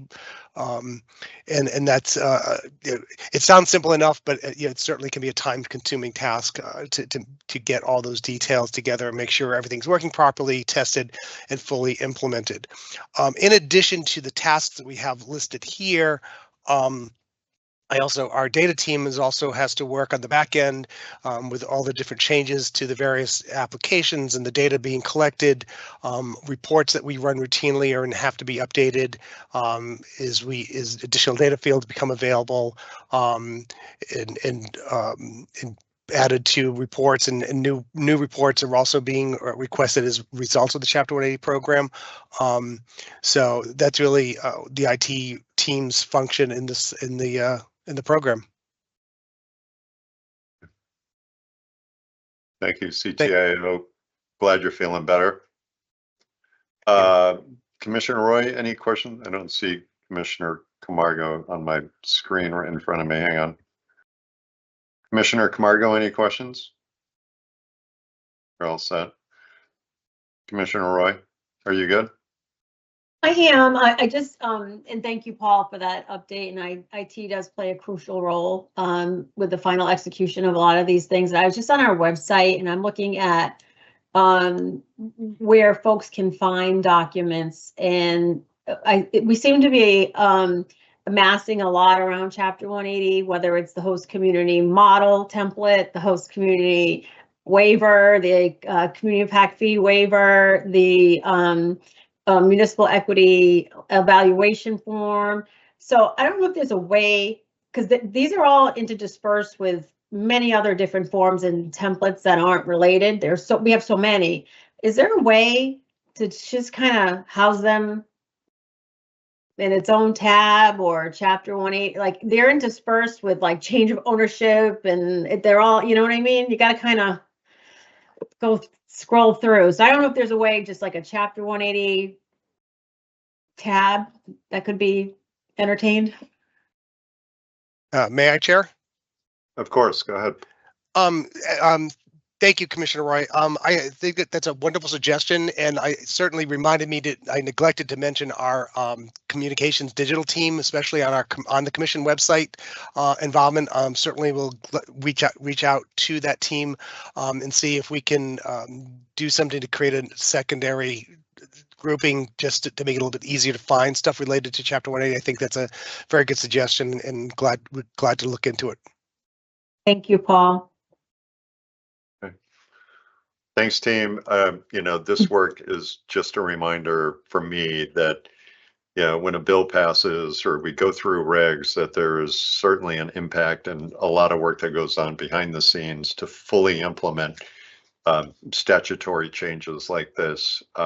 Those guidance documents are incredibly useful tools. All of the other updating and systems, a critical part of the work. So that is, we talk about it as we enter kind of what will be, and Chief Jones, you've talked about this a number of times, what will be a new process because of what the statute laid out, we need to have all those systems in place, right? How communities will now be able to go and essentially invoice a licensee for the impacts that they are feeling. So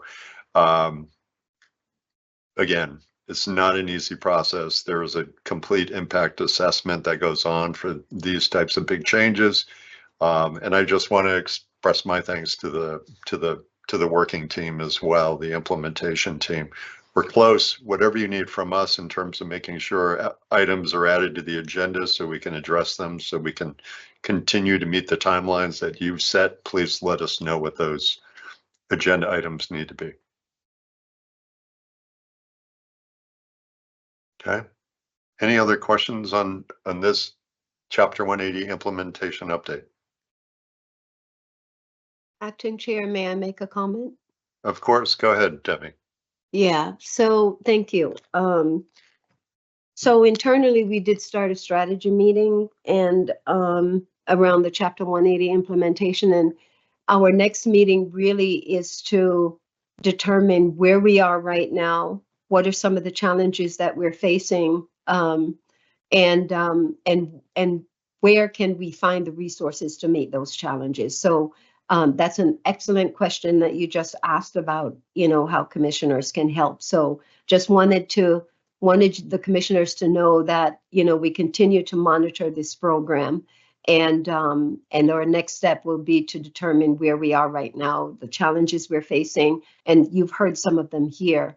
I know that some of the IT challenges that we have is that the IT does some of the work on the back end, and if our platform is not able to, create some of the work that needs to be done to support what the work that the rest of the team is doing, there may be a delay, and so we need to recognize that. And I think the staffing was another area that came up as a possible challenge for us, because we may have teams working here, project teams, implementation teams. However, if you recall at the onset, this was one of those projects that I had mentioned before we even did the project charter, that this was going to be an all hands on deck. So behind the scenes, there are way more staff members who are, other than some of the teams that are mentioned here, that have been working on the Chapter 180 implementation. So I just wanted you to be aware of that this is an important chapter in the Commission's evolution, and hopefully we can continue to approach this work as a project with everyone getting involved at some point or another. So just wanted to make those comments, and just to say thank you to all the teams and to those team members who got pulled in to help with some of this work. So thank you. Thank you, Debbie. And obviously they do that in addition to what's already on their plate. So I greatly appreciate all that time and effort. Exactly. I'm happy to join you for your next strategy team, just to kind of sit and observe and see how the team is working together. So happy to, add that to my calendar. All right. Wouldn't want to take time from your schedule, but I'm offering. I'm sure you have enough to do. I'll make the time. I'm curious to see how the team operates, and again, to hear some of the challenges that are still in front of us. Nothing else from this group on that topic. We can move on to the licensing data updates. And I hope Director Koval is still with us and has had some time to grab tea. I did. Good afternoon, everyone. If you need me to repeat something, just tell me. So some quick highlights. We have 3 applications awaiting first review, 13 applications awaiting supplemental review, 5 applications for provisional license consideration, and 9 licensees for final license consideration. And as you can see, our certified active patient number has gone out a little bit. Next slide, please. Here, not much has changed. What the commenced operations have gone out a little bit, about 1% from the previous month slide. So just, you know, the slow, steady growth. Next slide. Same thing here, you know, our overall pizza tracker that has a lot of numbers. Not a lot has changed from our previous month. It's maybe gone up by 10. Just people moving through the licensing process. So there is still movement happening.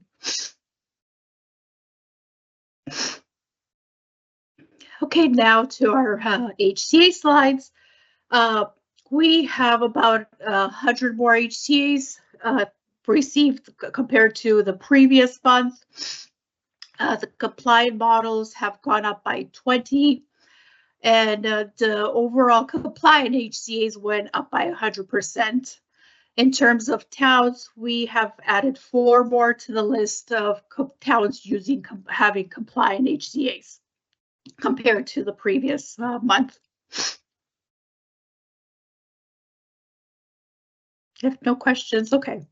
And here, you know, kind of the same data. The one thing I want to highlight is for extensions requests, we have received another, you know, about 200 more compared to the previous month. So again, those extensions are getting used. And then I think I'm done after this slide, but I wanted to provide an update. You had asked in the previous public meeting for averages for changes of ownerships, you know, how long it takes to process different changes of ownership. So we pulled some numbers, you know, as a reminder, we have individual changes of ownerships, entity changes of ownerships, which follow different processes. And again, these are all very unique, and basically, you know, one change of ownership could take a year, one could take a month. So these numbers are an average, so they're not necessarily like, you know, indicative because they are so different and unique. So, you know, for average number of days between receipt and approval of individual changes of ownerships, we're about 2 to 2.5 months. The average number of days in between receipt and approval for entity changes of ownerships, those are the ones that also go before the FIT team, we're at about 3.5 months. The average number of days it takes for licensing to gather, you receive all the information before sending to FIT is an average of 2.5 months. And the average time between referral to FIT and submission of report to licensing is about 2 months. The average time between FIT document request and document submission is about a month. And then the average time between where FIT requests document submission and they conduct the interview is about a couple of weeks. So you can see it's, you know, it's a big process, you know, like we explained during the previous public meeting, it's an involved process. So there's a lot that goes into it. And I believe DOI is here as well if you have any additional questions for the FIT side of things. Director, those numbers, I appreciate that. And obviously, as you pointed out, every change of ownership is different depending on the complexity of the potentially of the new owner or what have you. Were those numbers on a, oh, there we go. They were not on a slide. We didn't put them on an actual slide. Okay. All right. But we can, yeah. All right. I'm gonna save you some of your voice, but Commissioner Roy has I think has a question. Did you have your hand up? Go ahead, Commissioner. I think you're muted. Yes, I don't. You guys hear me cough either, so I keep muting. So, if you could go up to I think the previous slide. Yes. So, Olivia, again, like I asked Chief Jones, so can you help me understand the math here? So the total number of applications since March 1, when we started reviewing and approving, we've received 815. And then, so the number of model HCAs 211, compliant model HCA's. So basically we're receiving some model HCA's with some little discrepancy. Issues. of There'd some be sort. minor issues, yeah, or like they forgot a signature or, Signature. Okay. something small, yeah. Okay, so, and then the number of model HCA waivers is 87. Right. So some of these numbers, to Chair Stebbins, they kind of roll into each other, like the 199, they're not completely separate. So 211, 199 are compliant. Correct. The difference, the 12 is a signature, whatever. Okay, and so I guess what I'm wondering if we had another line, non-compliant, because it's tough to do the math off of this slide because some of these numbers roll into one another. So if I understand it right, that if you have total number of 815 and we have 543 that are compliant, does that mean 272 are deemed non-compliant? Yeah, Like right the down difference there. of that top and bottom number means the number that's not compliant. Yeah, there's first for one way or another, there's some non-compliance issues. So they're either being kicked back or, something, or yeah, they haven't been deemed approved. So is there a way to So we should- add not to give you guys more work, but because it's not straightforward math, adding or subtracting these all together, if we could just add a line like So the total non-compliant. non-compliant. Yeah, Okay, I can ask the team for next month. Yeah. And just make a note. Because you know why? It would be nice to see progress, right? If it's at 272, wouldn't it be great if it was under 200 next month? You know what I mean? It's nice to see progress in that vein as well. Yeah. One thing I will just caution though is that we keep receiving them. So, it It's might fluid. be hard to see the Fluid. progress because it is fluid. So, if we have Yeah. 270 today, but then we receive another 100 and they're all no That's right. compliant, it's going to look like we have 300. So it's going to look like the numbers going up Yeah. rather than down. So, but yeah, we could look into adding a line. Okay, thank you. Welcome. Great point, Commissioner. And sometimes it just, obviously, the data is just giving us a snapshot for a moment in time, but it'll be interesting to watch the trends. Obviously, it also helps us understand the workload that's going through Director Koval's and the INE's team as they're reviewing these. I would just think up at the top, I think that date should be March 1st, 2024, not 2025. Might just be a typo. Yes, you're right. Thank you for that. Yeah, it would. No yes, worries, that's no worries. But happy to appreciate see the number of towns on the bottom of that list that are providing compliant HCA's to their licensees. I know that number keeps growing, so that's helpful. Definitely, and I got to say, like I love see, like yesterday alone, we received I think 13 models between that we just we got to review. So as we were reviewing 13, I don't know how many we were reviewing were 13 models. So it was good to see. Okay. Thank you, Director. Commissioner Camargo, any questions on the licensing data?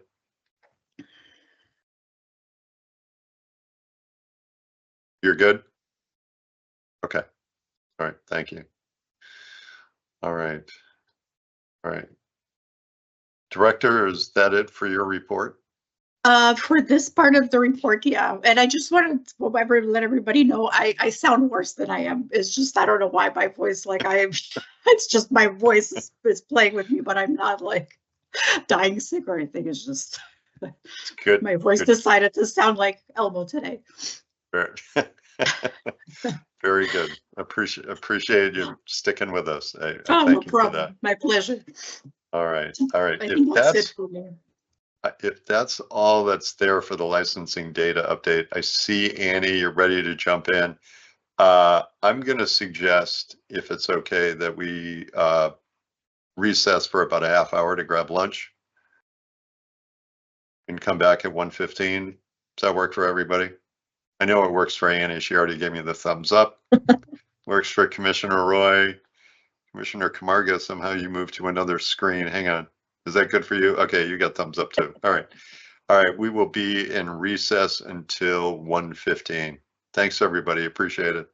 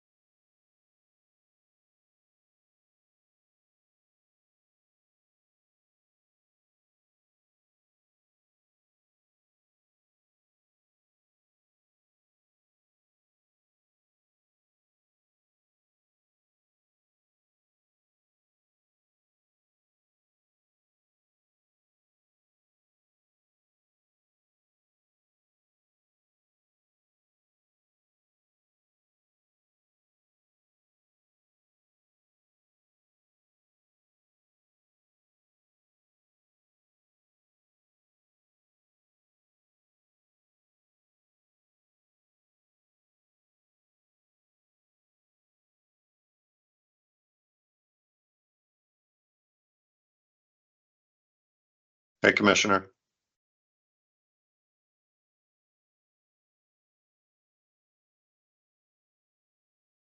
Hello. My wardrobe is lacking. I haven't got anything red to wear. It's really not fair.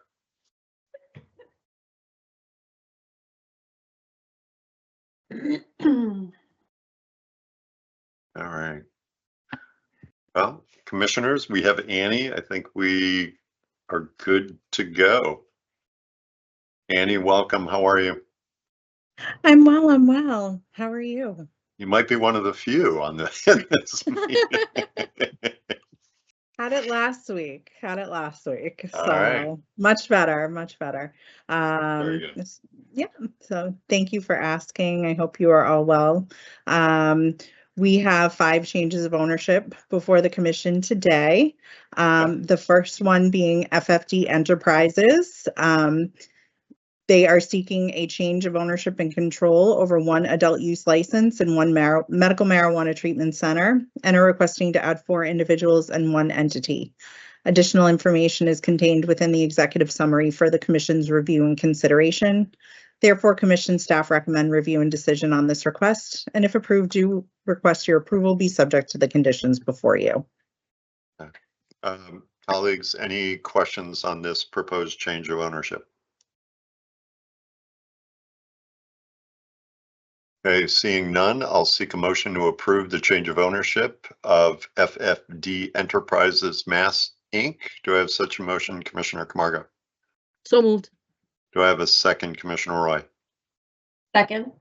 Motion been made and seconded. Any further questions or comments? Seeing none, I'll do a roll call vote. Commissioner Camargo? Aye. Commissioner Roy? Aye.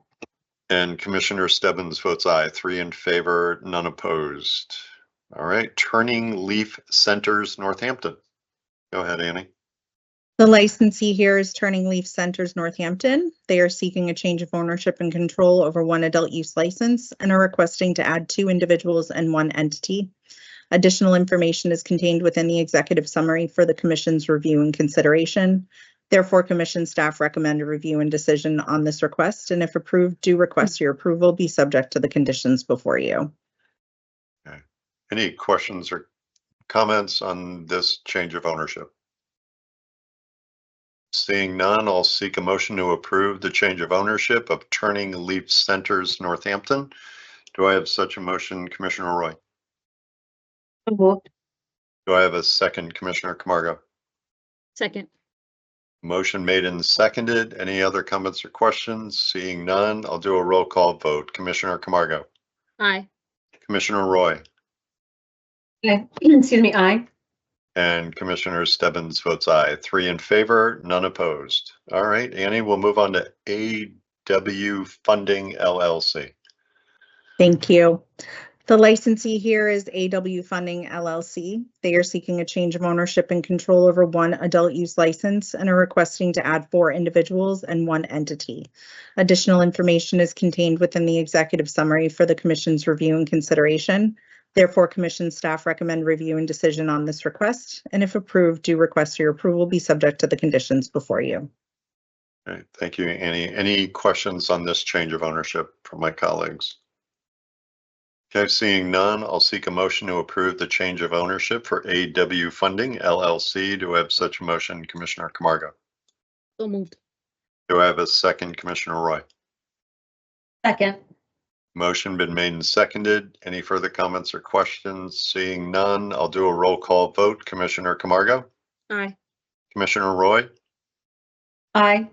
And Commissioner Stebbins votes aye. 3 in favor, none opposed. We'll move on to Full Harvest Moons, Inc. The licensee here is Full Harvest Moons Incorporated. They are seeking a change of ownership and control over 1 adult use license and are requesting to add 1 individual and 1 entity. Additional information is contained within the executive summary for the commission's review and consideration. Therefore, commission staff recommend review and decision on this request, and if approved, do request your approval be subject to the conditions before you. Okay. Any questions on this change of ownership application for Full Harvest Moons? Okay, seeing none, I'll seek a motion to approve the change of ownership for Full Harvest Moons, Inc. Do I have such a motion, Commissioner Roy? So moved. Do I have a second, Commissioner Camargo? Second. Motion been made and seconded. Any further comments or questions? Seeing none, I'll do a roll call vote. Commissioner Camargo, Aye. Commissioner Roy, Aye. and Commissioner Stebbins votes aye. 3 in favor, none opposed. And the last change of ownership is Liberty Market LLC. The licensee here is Liberty Market LLC. They are seeking a change of ownership and control over one adult use license and are requesting to add one individual and one entity. Additional information is contained within the executive summary for the Commission's review and consideration. Therefore, Commission staff recommend review and decision on this request, and if approved, do request your approval be subject to the conditions before you. Okay. Any questions on this one? If not, I'll entertain a motion to approve the change of ownership for Liberty Market LLC. Do I have such a motion, Commissioner Camargo? So moved. Do I have a second, Commissioner Roy? Second. Okay, motion been made and seconded. Any further comments or questions? Seeing none, I'll do a roll call vote. Commissioner Camargo, Aye. Commissioner Roy, Aye. and Commissioner Stebbins votes aye. 3 in favor, none opposed. All right, that does it for changes of ownership. All right, Commissioner Roy, go ahead. I just have a question / comment on change of ownership. So I get this question a lot. So when you go to our licensing tracker, we have the name, the license type, the location, the status, and the executive summary. But nowhere is there anything about ownership and control. And so I have spoken to IT and, about this concept and I&E, and I just, I think it's critically important for transparency that ownership and control would be part of our licensing tracker. Like the Secretary of State's office, you want to see who, owns a business, and you're able to do that. And I don't know how we go about getting that information, but I think it's something that folks would be highly interested in, having that in the licensing tracker, ownership and control as well. So I just want to throw that concept out there. It's something hopefully we can tackle in the future. And, many people have asked, especially in the cannabis industry where there's licensing caps. I think that, people are highly curious and interested to have that information. Good point. Thank you, Commissioner. All right. Oh, Director Koval turned her camera on, but turned it off. Are you okay? No, I'm okay. I was just gonna say that is a good point, and we noted. Thank you. Thank you, Director. All right, licensing renewals. I have a couple of recusals from Commissioner Camargo. I have a condition to add to 2 of the renewals. Commissioner Roy, did you have any conditions for the renewals? I have conditions on provisional today, none on renewals. Okay, all right, thank you. All right, let's take this in a couple of tranches here first. So items 62 through 64, Commissioner Camargo has to recuse herself. Obviously, that leaves us, hang on, that leaves us without a quorum. So I would move, or I'd seek a motion to delegate limited authority to review and decision on the renewal licenses of items number 62, 63, and 64 on the agenda to the Director of Licensing. Do I have such a motion, Commissioner Camargo? So moved. Do I have a second, Commissioner Roy? Second. Motion been made and seconded. Any further comments or questions? Seeing none, I'll do a roll call vote. Commissioner Roy, Camargo? Aye. Commissioner Roy? Aye. Okay, and Commissioner Stebbins votes aye. So that's 3 in favor, none opposed. For the rest of the roster, I have conditions on renewal number 45 and 46 for Pure Oasis LLC, MRR 207073 and MRR 207074. My proposed condition is within 30 business days of approval of application for renewal, contact CCC Licensing Division and provide response on progress towards goals in licensee's positive impact plan in accordance with 935 CMR 500-1034B. A quick explanation, they've made a very generous donation to a local nonprofit. I appreciate that. However, I'm trying to align where it falls within the goals that they laid out in their positive impact plan. So we'd appreciate a response as to how we can align what they've done versus the goals that they had in their plan. I would like to seek a motion to approve the renewal licensees 1 through 61 and 65 through 69, subject to the conditions articulated by Commissioner Stebbins. Do I have such a motion, Commissioner Roy? So moved. Do I have a second, Commissioner Camargo? Second. Motion been made and seconded. Any further comments or discussion? Okay, seeing none, I'll do a roll call vote. Commissioner Camargo? Aye. Commissioner Roy? Aye. And Commissioner Stebbins votes aye. 3 in favor, none opposed. Okay. I think we're on to final licenses. Oh, staff update on expired conditions on license renewals.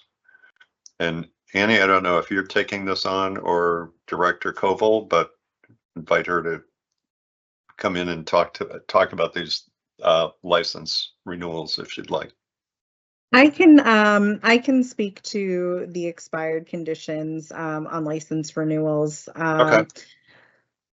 So we have, we have identified 3 licensees in which conditions were placed by commissioners at public meetings. And to date, the 3 provided to you, I believe on the next slide, have not responded to the commission's condition request. Commission staff recommend review and further decision on the identified licensees who failed to meet their conditional requirement.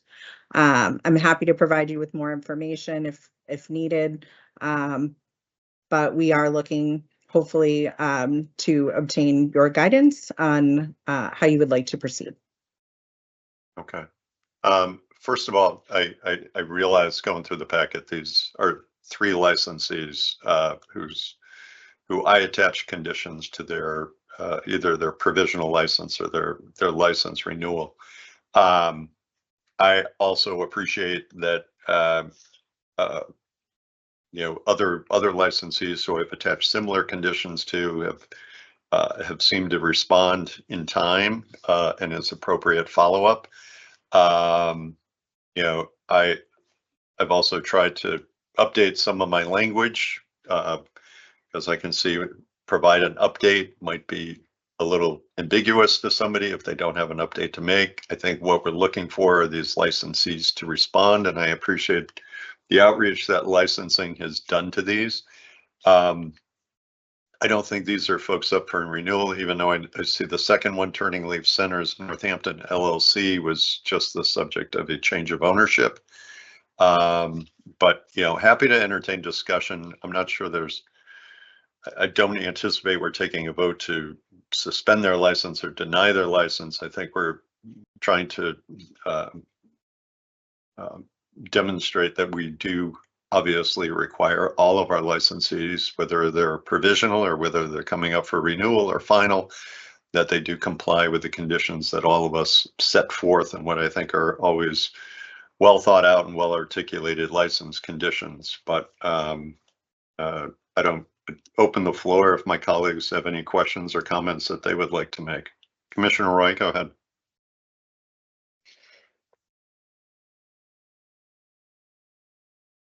Did you say these were all on provisionals? These were placed on renewal applications. Okay. Okay, so when I place conditions on provisional, it's always prior to final licensure. Correct. It has to be completed. Mm-hmm. And, you know, obviously every condition I make is not putting an extra burden, it's just compliance within the regulations. So I want to state that conditions aren't meant to be disparate or place extra burdens, but you know, folks are putting this forward as part of their positive, like Chair Stebbins, you tend to focus more on positive impact plans, and I tend to focus more on public health related conditions. And that's our prerogative to do so as commissioners. But I always put prior to final licensure. Now, you may decide prior to subsequent renewal, this needs to be, if you want to put some sort of timeline, since these are on renewals. So subsequent to future renewal could be part of your language to hold folks accountable. Another option is, and I don't know if this is an option, ask I&E, have we ever issued notices of deficiency because conditions were satisfied? I'm not sure if DOI is here, but I don't believe that's something that's. Oh, am I muted? Can you hear me? We can. We can hear you. We can hear you. It's weird. It's weird. My screen says unmute, even though. I would invite DOI. I don't think she's on actually. We haven't, for my knowledge, been sending NODs. That's not something that's been typically done for these conditions. But if that's why we're bringing these before the board to see kind of what you would like us to do in instances where they don't meet the conditions. What do we follow up again? Do we NOD? What direction would you like us to take? I mean, for me, obviously, you know, over the past almost 4 years that I've been on the commission, you know, have obviously offered similar conditions over the years, and it appears many of those have been responded to. None of these, again, were up for renewal today, but I think concern of, you know, compliance with any condition that we attach is important. I think what I would like to suggest is, obviously, we're flagging this. Hopefully, if these 3 licensees are watching or listening into today's meeting, hopefully that would expedite, you know, their response to the license condition. But I think this does involve, and first of all, thanks to licensing for suggesting we put this on. You know, as Commissioner Roy says, we're not arbitrary when we put these on. We're looking for additional information. You know, we do want to hear back from the licensees. This is supposed to be a collaborative relationship, and, you know, we're trying to uphold our responsibilities, and certainly asking for clarity for information on positive impact plans or diversity plans is a critical component of the industry and our regulations. So I'm gonna suggest, and I'm happy to do this, but it's good to notice these. I don't think I want to suggest taking any action on these today, but continue to work with I&E and divisional licensing to kind of come back and make recommendations if we have cases like this coming up. Commissioner Roy, do you have your hand up, or? No. Okay.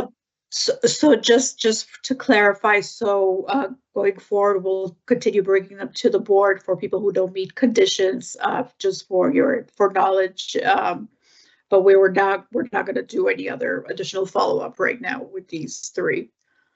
No, I think you know, I think that's a question, you know, I'm happy to join a conversation with you, Director, and the rest of the I&E team and legal to see, you know, what steps we might want to take going forward. But, the message here today, I think, is, we really want to encourage or require, not encourage, require our licensees to comply with any and all conditions. I mean, we go through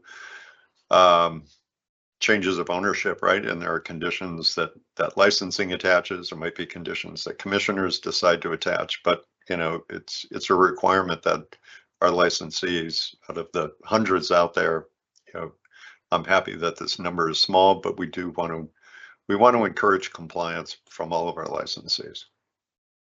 Understood. Thank you. Okay, Commissioner Camargo, do you have any questions, thoughts, or comments?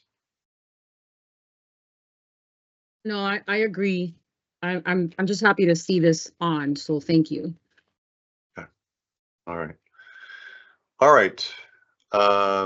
Annie, we'll move on to, I think, provisional licenses. Yes. All right. Okay. Can we go to the slide that has, I just want to make sure I'm going there. Thank you so much. All right, we have 5 provisional licensees. The first one up is Topaz Enterprise LLC. Go ahead. Thank you, Acting Chair. The applicant here is Topaz Enterprise LLC. They are seeking a retail license with the proposed location of 31 Union Street in North Adams. Additional information is contained within the executive summary for the Commission's review and consideration. Therefore, Commission staff recommend review and decision on this request, and if approved, do request your approval be subject to the conditions before you. Okay. Thank you, Annie. Commissioner Roy, I believe you have a condition for this licensee.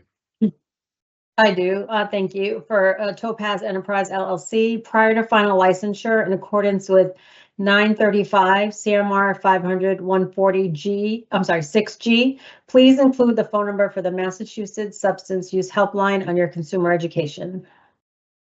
Okay. Thank you, Commissioner Roy. Any other conditions? I don't have any other than that. If there are no other comments or questions on this provisional licensee, I'll seek a motion to approve the provisional license for Topaz Enterprise LLC, number MRN 284878, subject to the condition recommended by Commissioner Roy. Do I have such a motion, Commissioner Camargo? So moved. Do I have a second, Commissioner Roy? Second. Motion been made and seconded. Any other comments or questions? Seeing none, I'll do a roll call vote. Commissioner Camargo? Aye. Commissioner Roy? Aye. And Commissioner Stebbins votes aye. 3 in favor, none opposed. All right, we will move on to Boston Bud Runners LLC. The applicant here is Boston Bud Runners LLC. They are seeking a delivery operator license with the proposed location of 47 Jefferson Ave in Salem. Additional information is contained within the executive summary for the Commission's review and consideration. Therefore, Commission staff recommend review and decision on this request, and if approved, do request your approval be subject to the conditions before you. Okay, Boston Bud Runners, Commissioner Roy, I believe you have a proposed condition. I do. Thank you, Chair. For Boston Bud Runners LLC, in accordance with 935 CMR 500-146-5A through J, a delivery operator shall make available educational materials about finished marijuana products to consumers. A delivery operator shall have an adequate supply of current educational material available for distribution. Prior to final licensure, please provide the Commission with a copy of your consumer education. Okay, thank you, Commissioner Roy. All right, any other comments or proposed conditions I don't have? Okay, I don't see any. I do offer a condition to this licensee as well, and obviously we're excited to see a delivery operator provisional license application. My recommended condition is prior to final application for licensure, provide a response to CCC Licensing Division to confirm your training and recruitment partners and eligibility to support your activities in accordance with 935 CMR 500.1011C8K. Again, I've talked about this before. We've seen licensees that are leaning into getting some support from our state mass hire centers. I believe those still remain under restriction from assisting the cannabis industry because of their federal funding. So I just ask Boston Bud Runners to go back and confirm that with their training and recruitment partners. If there's nothing else, I will seek a motion to approve the provisional license for Boston Bud Runners LLC MDA 1338, subject to the proposed conditions by Commissioner Stebbins and Commissioner Roy. Do I have such a motion, Commissioner Roy? So moved. Do I have a second, Commissioner Camargo? Second. Motion been made and seconded. Any further comments or questions? Seeing none, I'll do a roll call vote. Commissioner Camargo? Aye. Commissioner Roy? I'm gonna vote, but I do have a question after the vote, so aye. Okay, and Commissioner Stebbins votes aye. 3 in favor, none opposed. Commissioner Roy, go ahead with your question. Okay, thank you. So I noticed on 2 of these provisional license applications that 2 of them, as part of their goals, are going to donate to the Social Equity Trust Fund, as they are afforded that opportunity via statute. I'm wondering how they do that, and I don't know if our Director of Government Affairs and Policy is with us, but how do these licensees donate to the fund? And is there a way to, from EOED, get guidance on how to do so that we could then share with our licensees? Commissioner, it was a great question, and that popped up when I saw those in these positive impact plans as well. I did have an email exchange with Assistant Secretary Vega, who's leading the program. He informed me that they are getting close to having the infrastructure set up to receive donations, and we'll certainly follow up when that's live and ready to go. And we might think about inviting him back into one of our meetings to walk us through that process. Great, thank you. Okay. All right, Annie, we'll move on to Green Meadows Farm LLC. The applicant here is Green Meadows Farm LLC. They are seeking a retail license with the proposed location of 239 Boston Post Road West in Marlborough. Additional information is contained within the executive summary for the Commission's review and consideration. Therefore, Commission staff recommend review and decision on this request, and if approved, do request your approval be subject to the conditions before you. Okay. Commissioner Roy, I believe you have a condition you would like to propose. Provisional condition. Yes, I Provisional do. condition. Thank you. For Green Meadows Farm LLC, prior to final licensure, in accordance with 935 CMR 500-146G. Please include facts regarding substance use disorder signs and symptoms, as well as referral information for substance use disorder treatment programs and the telephone number for the Massachusetts Substance Use Helpline under consumer education. Okay. Thank you. Commissioner Roy. Any other conditions? I don't believe so. If not, I will seek a motion to approve the provisional license for Green Meadows Farm LLC MRN 285191, subject to the condition proposed by Commissioner Roy. Do I have such a motion, Commissioner Camargo? So moved. Do I have a second, Commissioner Roy? Second. Motion been made and seconded. Any further comments or questions? Seeing none, I'll do a roll call vote. Commissioner Camargo? Aye. Commissioner Roy? Aye. And Commissioner Stebbins votes aye. 3 in favor, none opposed. All right, Annie, we'll move on to Pioneer Valley Trading Company, Inc. The applicant here is Pioneer Valley Trading Company Incorporated. They are seeking a retail license with the proposed location of 660 College Highway in Southwick. Additional information is contained within the executive summary for the Commission's review and consideration. Therefore, Commission staff recommend review and decision on this request, and if approved, do request your approval be subject to the conditions before you. Okay. I think both Commissioner Roy and I have a condition for this provisional licensee. Commissioner Roy, go ahead. Yep, thank you. For Pioneer Valley Trading Company, Inc., prior to final licensure in accordance with 935 CMR 500-146G. Please include the phone number for the Massachusetts Substance Use Helpline on your consumer education. Thank you. Okay. Thank you, Commissioner Roy. My proposed condition for this license E is prior to final application for licensure, clarify differences in diversity plan goals for hiring in accordance with 935 CMR 500.1011C8K and provide a response to the CCC licensing division.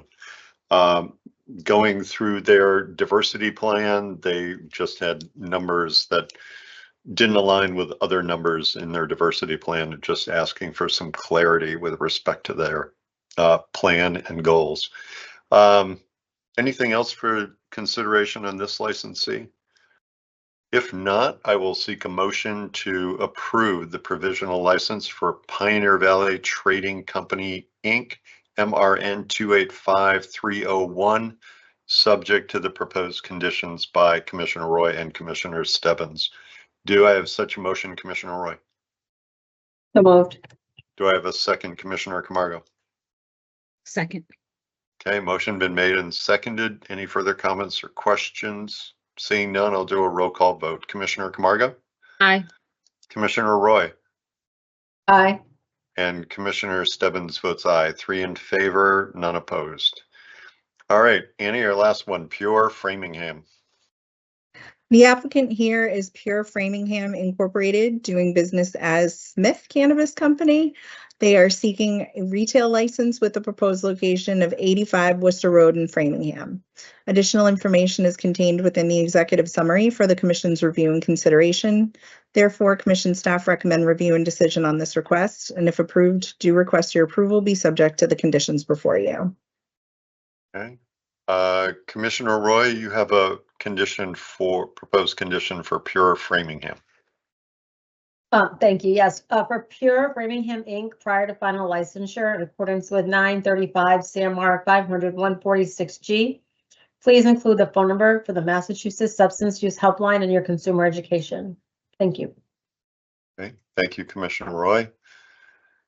Any other conditions for this license applicant? If there are none, I'll seek a motion to approve the provisional license for Pure Framingham Inc., MRN 285279, subject to the proposed condition by Commissioner Roy. Do I have such a motion, Commissioner Roy? Yes. Do I have a second, Commissioner Camargo? Second. Okay, motion been made and seconded. Any further comments or questions? Seeing none, I'll do a roll call vote. Commissioner Camargo? Aye. Commissioner Roy? I do have a comment at the end. Aye. Okay, and Commissioner Stebbins votes aye. 3 in favor, none opposed. Commissioner Roy? Thank you, Chair. So I just want to point out this month, we had 5.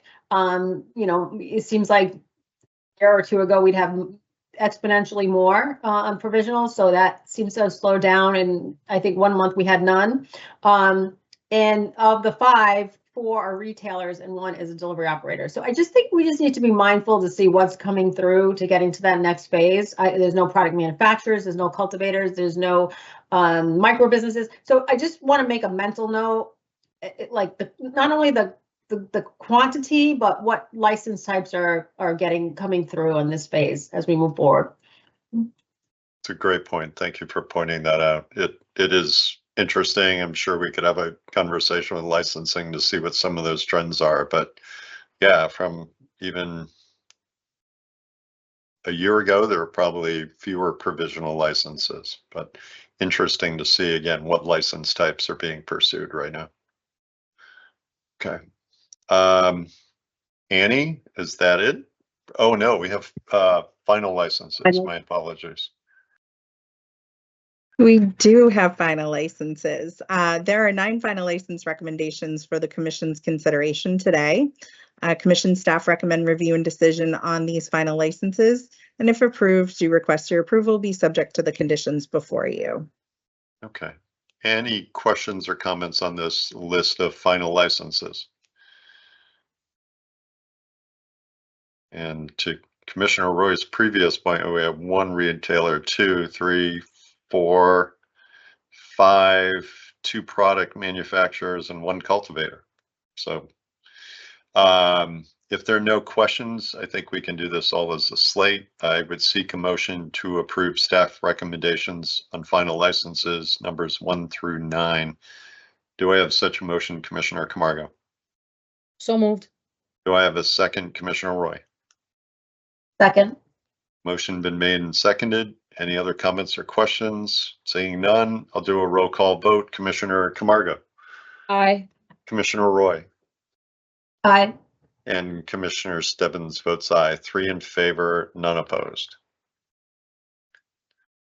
Congrats. All right, Annie, are we done? That is it for me today. Thank you for having me as always. And always a shout out to the remaining departments within I&E for also getting us here, final licenses, change of ownership. So All right. thanks to them. We have you in Thank you, March Annie. and then somebody new, right? March and April, I believe. Oh, okay. Yes. Okay. Nice. All right. All right. See you then. Thank you Thank you, so Annie. much. Appreciate it. All right, we will move on to commission discussion and votes. The first item up is what is being renamed the Legislative Review Working Group. We've talked about this in previous meetings, I think going back into December. It had a different name, it had a different title. It had a different proposed membership for this working group charter. I think where I've heard the comments from my colleagues and concerns from my colleagues about the original structure. I think where we have it now is more of a staff-driven charter focus with respect to review as we've entered a new state legislative session.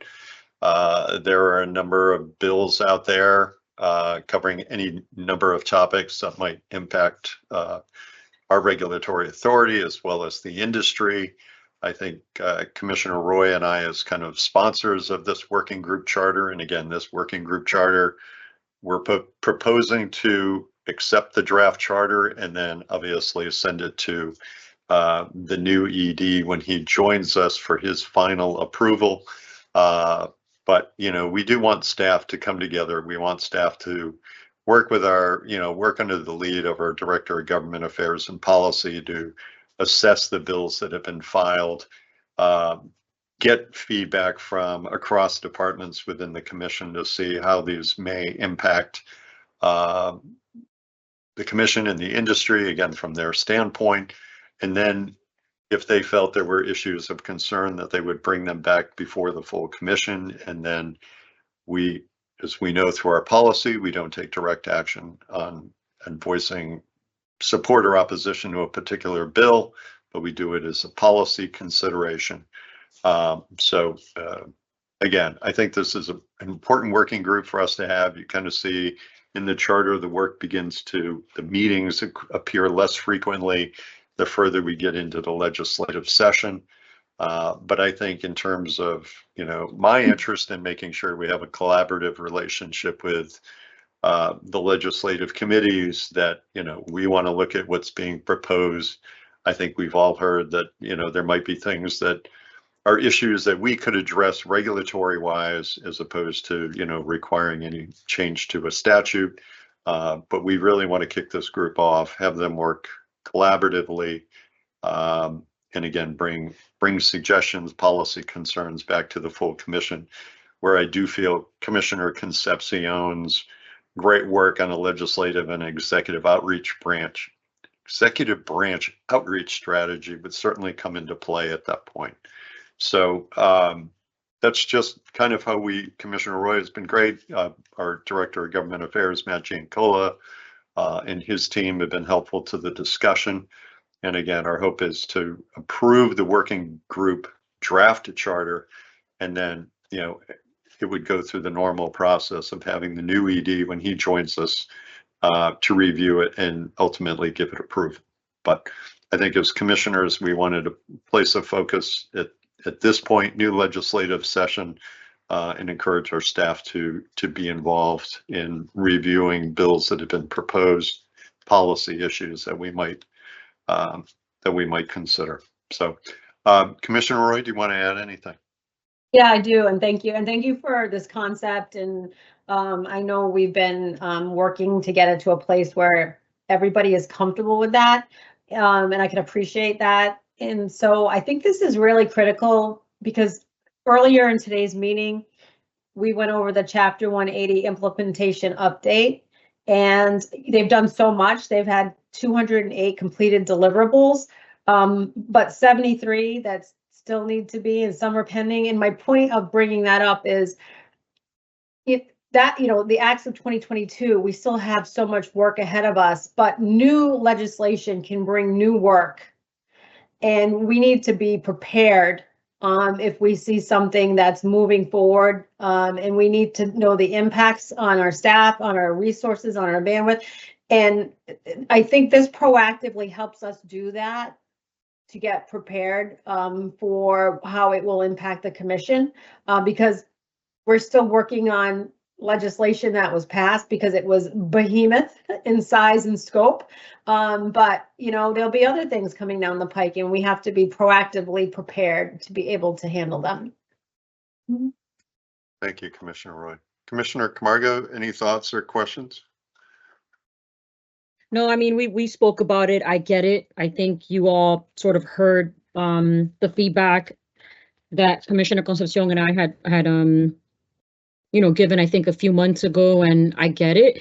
Just, like always, I think this is key stuff that's happening at the legislative level. So as long as, commissioners are in the loop, I'm all for it. And I know this is a lot of work, but it's very important stuff. So thank you.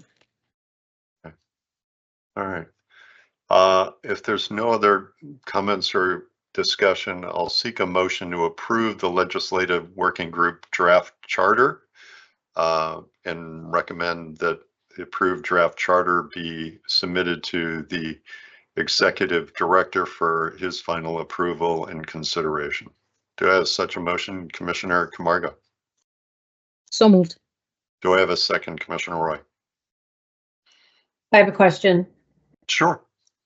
In the essence of time, because he's not going to onboard till the 3rd and the legislative session has already kicked in, can Debbie temporarily, we can't wait. Okay. You want to offer a friendly amendment to my motion?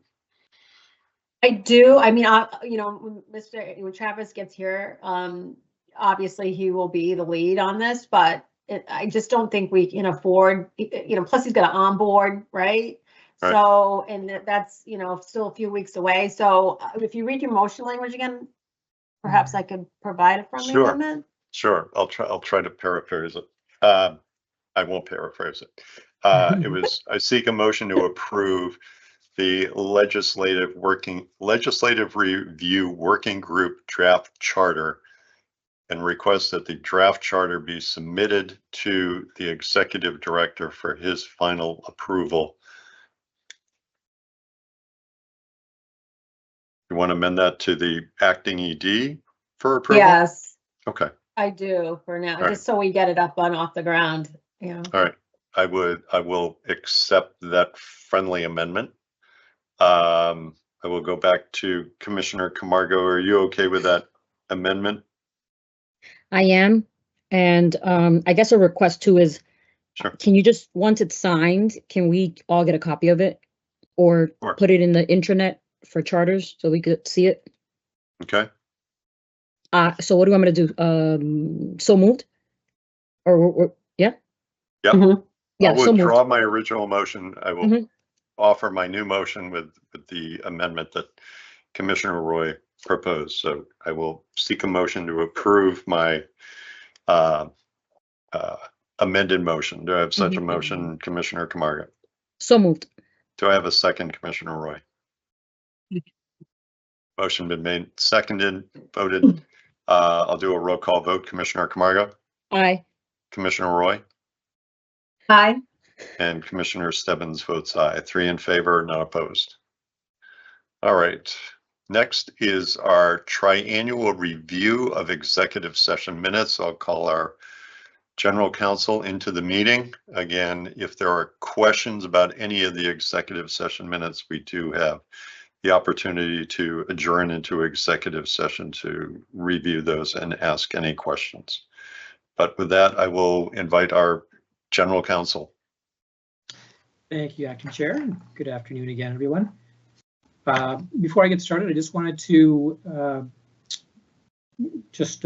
refer back to the beginning of the meeting and just regarding the discussion about our minutes and the approval of minutes, and wanted to just pick that up a little bit and just thank you all for recognizing the work of the legal department in catching up to the minutes. It's been quite a task, and the team really deserves a lot of credit for the work they put in to get us to the point where we are now, where we're completely up to date on that. So thank you for that.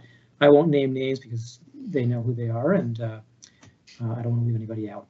But moving on to the review here, as you're aware, pursuant to statute and the Attorney General's guidance, we are required to periodically review our executive session minutes to determine whether the purpose for which they were entered still exists and whether they should still be withheld or not.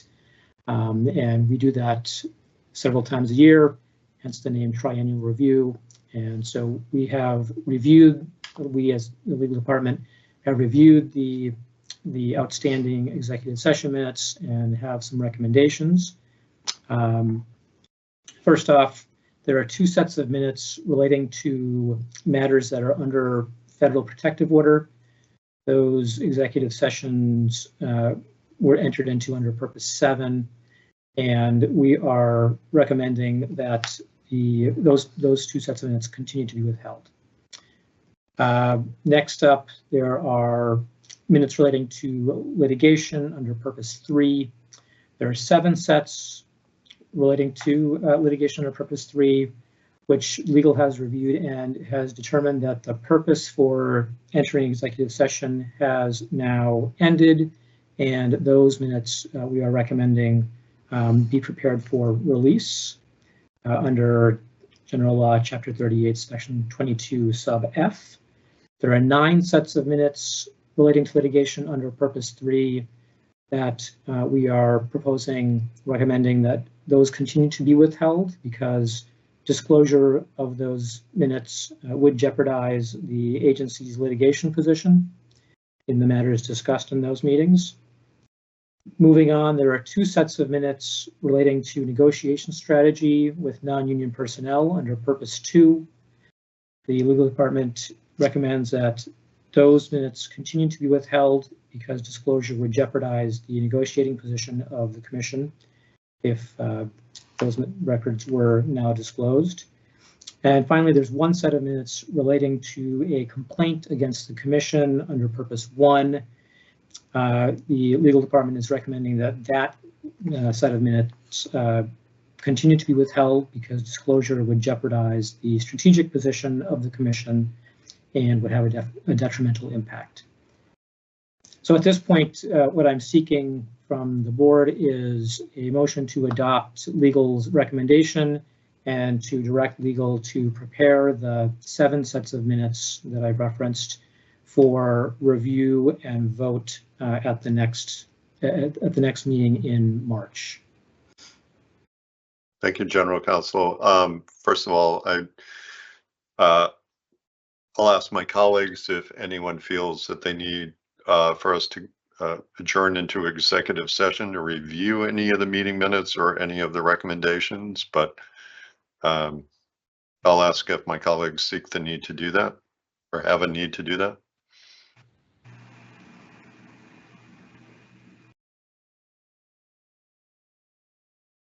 Okay.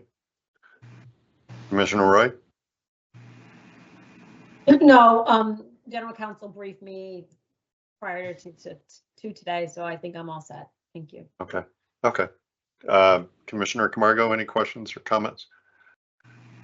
Nope. Thank you. If there's no further discussion, I'll seek a motion to accept the triannual review recommendations of the legal department and direct the department to prepare the recommended sets of executive session minutes for a vote at the next regularly scheduled public meeting. Probably be our March public business meeting. Do I have such a motion, Commissioner Camargo? So moved. Do I have a second, Commissioner Roy? Second. Motion been made and seconded. Any further comments or questions? Seeing none, I'll do a roll call vote. Commissioner Camargo? Aye. Commissioner Roy? Aye. And Commissioner Stebbins votes aye. 3 in favor, none opposed. Motion passes. General Counsel, anything else on this topic? No, that's all I have. Thank you. Okay. All right. Our next item up for discussion is renewals, tier relegations discussion. And this is being presented by our director, who really doesn't want to talk anymore today, but we need to hear from her on this item and then the next one. I must begin by saying, so many people have offered to step in. I am just a little stubborn, and CIE, my licensing managers are like, let me do this for you, but I'm like, no, I can do it, and I think I can. I might just not have any voice by the end of it. All right, so tier relegations. So 935, I'm actually going to put it in the chat as well, just the regulations that we're going to be discussing. But I'll read them first. 935 CMR 500 052D and 50152D. They state, in connection with the license renewal process for marijuana cultivators, the Commission will review the records of the marijuana cultivator during the 6 months prior to the application for renewal for an indoor cultivator, or during the harvest season prior to the application for renewal for an outdoor cultivator. The Commission may reduce the licensee's maximum canopy to a lower tier if the licensee sold less than 70% of what it produced during the 6 months prior to the application for renewal for an indoor cultivator, or during the harvest season prior to the application for renewal for an outdoor cultivator. Then it goes through 5 sets of factors, and this is why we're bringing it to you for discussion, to understand which factors you would like us to look at, what considerations you would like us to look into more, what you would want to see on an executive summary. So the 5 tier factors are cultivation and production history, including whether the plant's inventory suffered a catastrophic event during the licensing period, transfer sales and excise tax payment history, existing inventory and inventory history, sales contracts, and any other factors relevant to ensuring responsible cultivation, production, and inventory management. Now I am going to throw this in the chat. Bear with me for a sec. Okay, so now I'm just going to open it up, basically getting your feedback on what you would like us to, would you like us to focus on? Hey, if they've sold less than 70%, would we just let you know that, or any, 2 factors, 3 factors, which factors are important to you all?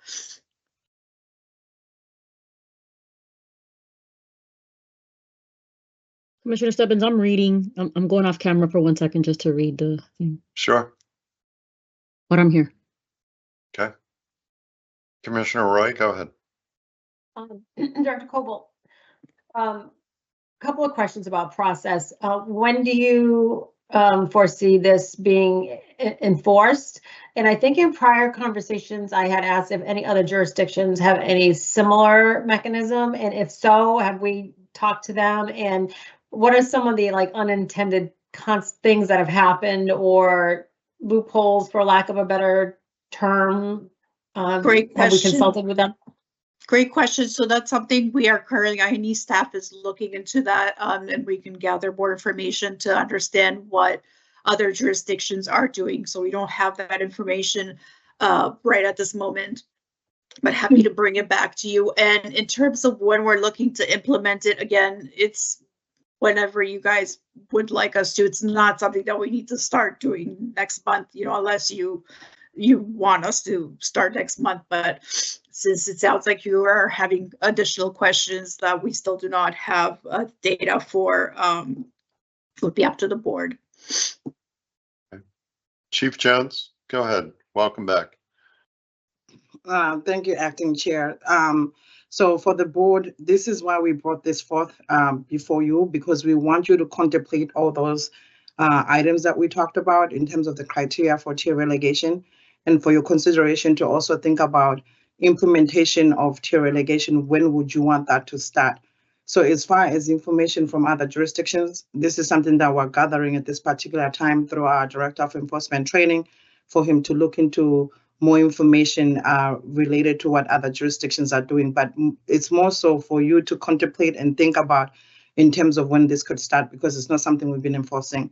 However, the other thing that I also wanted to mention here is that as far as tier relegation is concerned, we have licenses that voluntarily submit requests for tier relegations in the past and currently. So I just wanted to put that out there, that we've had instances where the cultivators do reach out to the commission and they ask us to look into those type of requests. Chief, can you clarify that last point? So we get interest from existing licensees, existing cultivators who are asking to be relegated down? Yes, we've had instances like that, Acting Chair. Yes, we have had voluntary requests from licensees, and we've processed those. And typically, what we've done is to look at the information, the factors that are provided in our regulations, and then we've been able to process those. That's what we've done in the past. But as far as renewals is concerned, in instances where there's no there's no voluntary request, we're asking that the board, have a discussion about this and sort of spell out, what it is that we need to do in order for us to be moving forward, in order for us to be able to bring it before the board whenever we have renewals and and this tier relegations. Okay, thank you, Chief, for the clarification. Commissioner Roy, go ahead. Thank you. And I want to kind of take a step back, like why we're here, like why are we talking about this? It isn't a tool in our toolbox in our regs.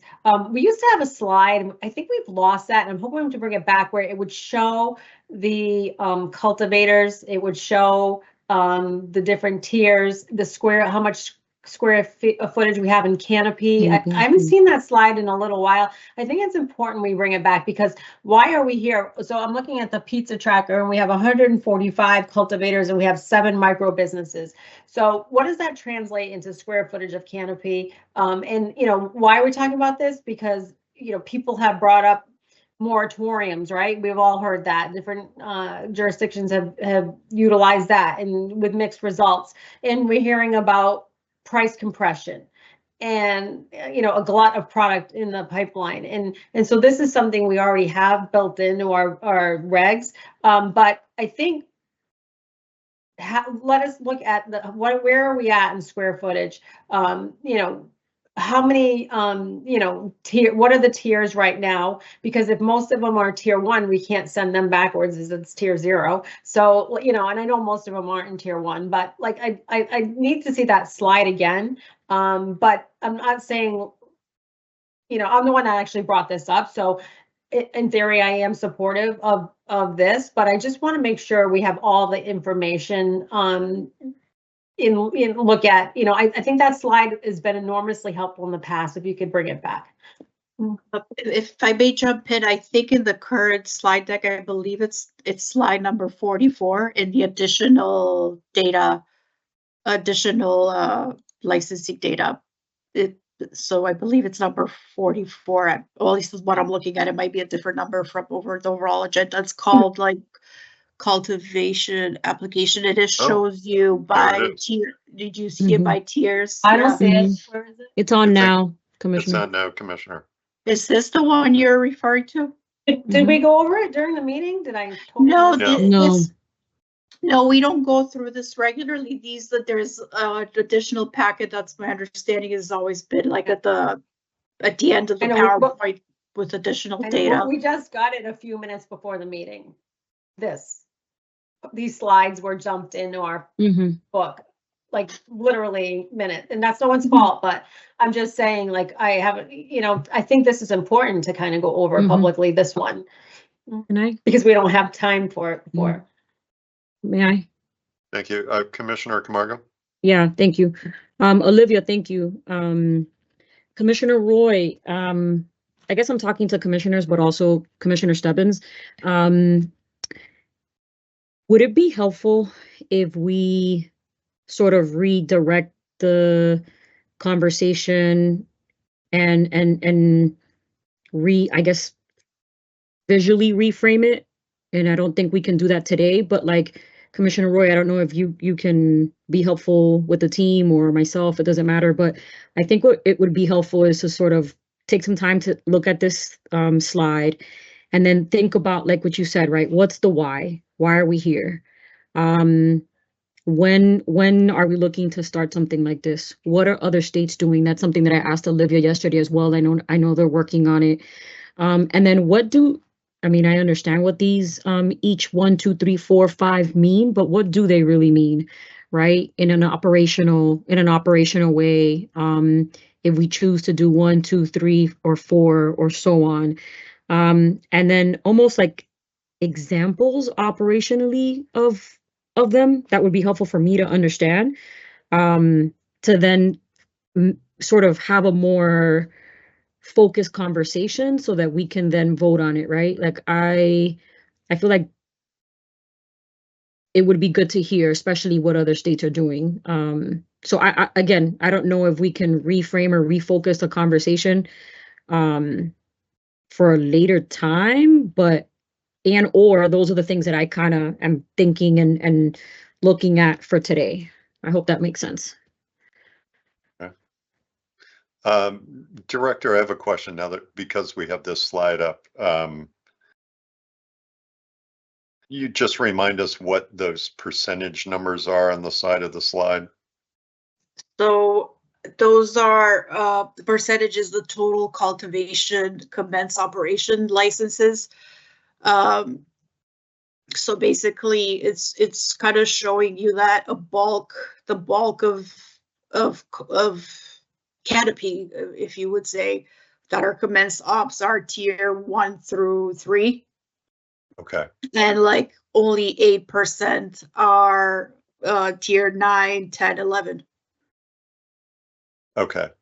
Okay. So that's the percentage of overall cultivators. It's not representing percentage of canopy. Percentage. Oh, that's a good question. I'll have to check back into that with the analyst.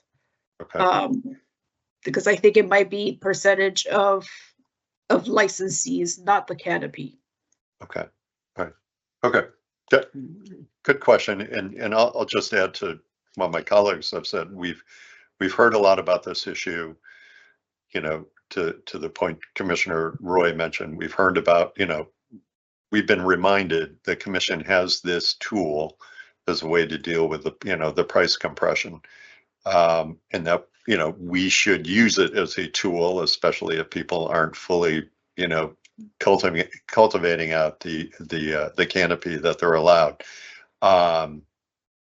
So I understand, thank you, Commissioner Roy, for bringing it up. Thank you, Director and Chief, for weighing in and offering us some insight on this. And again, reminding people what the regs say. There is a big may attached to this. And you brought up the tier factors, which are important. I probably need a little time to go through those tier factors again. Because we want, I always worry about one like number 5, any other factors that we feel are relevant. I worry that becomes a little subjective. But also remembering that relegation or those tier factors are when determining when we should allow expansion or relegation. So it's both. So, but appreciate that. Commissioner Roy, go ahead. Director Cobble, I wonder if you could get us year over year. So January 2024 to January, and also back out anyone that is no longer operational, because it, even though we say 4 million square feet of canopy has commenced operations. Is that true? Because some have since gone out of operation, and is that factored in here? So you want to, so, okay, sorry, can you repeat, what do you want to So do I with guess the I'm last asking January? Two things, like, Okay, I'm curious where we were a year ago. okay, So year over year. And a third slide would be, what is actual? So what is actually an operation? Is it 4 Okay. million? Like I like top of my head, I know of some that have gone like under. active, Oh, like out of it, actually active, gotcha. right? So it might not be 4 million square feet of canopy that's operational right now. Right, okay, so year over year and active, Yes, perfect. Thank you so much. problem. Chief, do you have your hand up? Yes, Acting Chair, Commissioner Roy, too, so that we can really have a pointed discussion.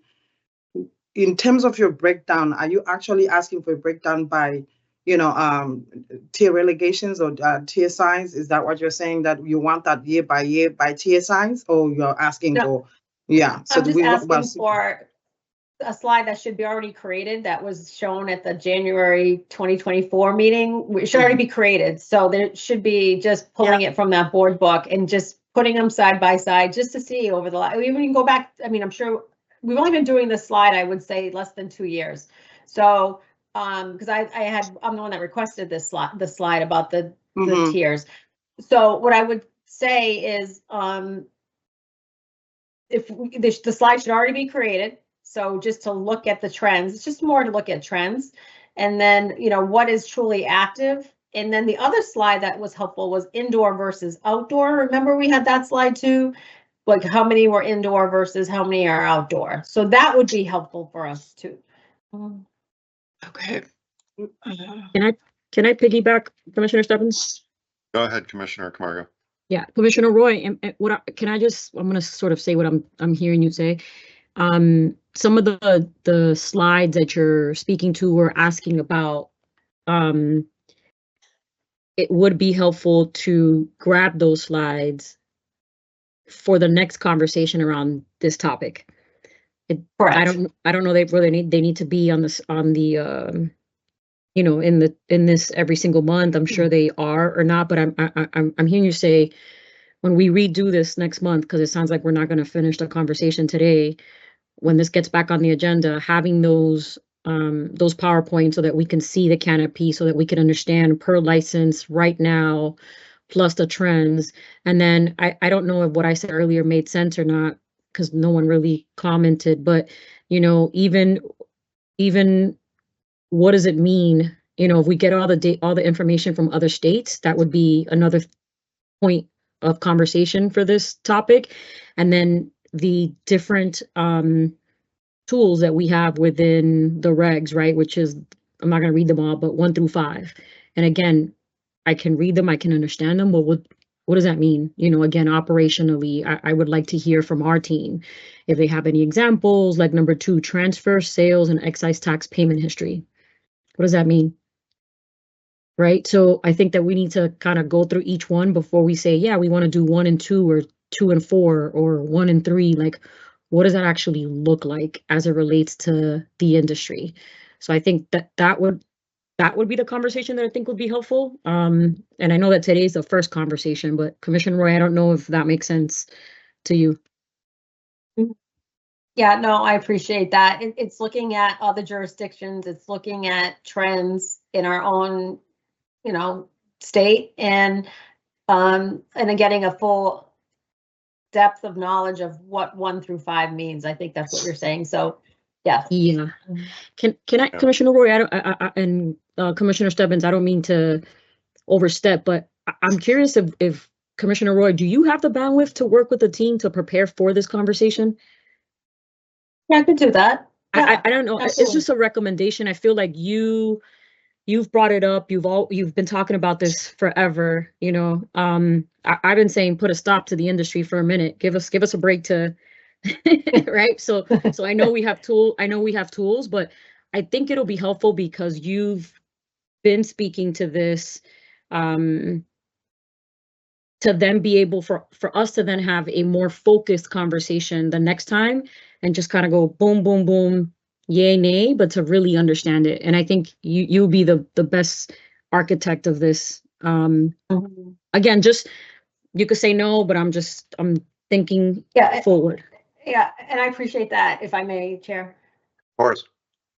And when I've been out in the meeting with stakeholders and doing fireside chats or round tables, and it's funny who you ask, because when the subject of moratorium comes up and it's licensees or people already in the queue or in the industry, they're 99% of the hands go up. They're in favor of let's hit the brake, moratorium. And then, but the ones in the room that are, let's say, lobbyists or, attorneys who want more clients, they are against it. So it's like, depends who you ask. And we're short of a moratorium. This is something we have. And there is price compression. We all know that, which in some level benefits consumers and patients, but it makes it really hard for day-to-day operations for our licensees. So I think a little more information can get us where we need to be. And I'm grateful, Chief, that you have put this in Director Koval on the agenda. And I think this is a really important conversation to have. And I think we're almost there. We just need a little bit more information because short of a moratorium, this is something that we have at our disposal.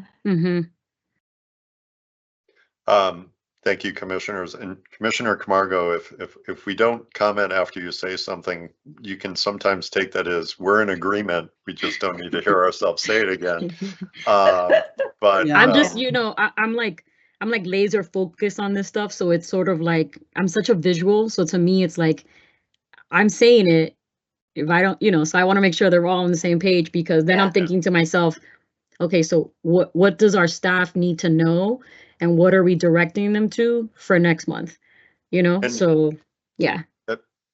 Go ahead, Chief, you have your hand up.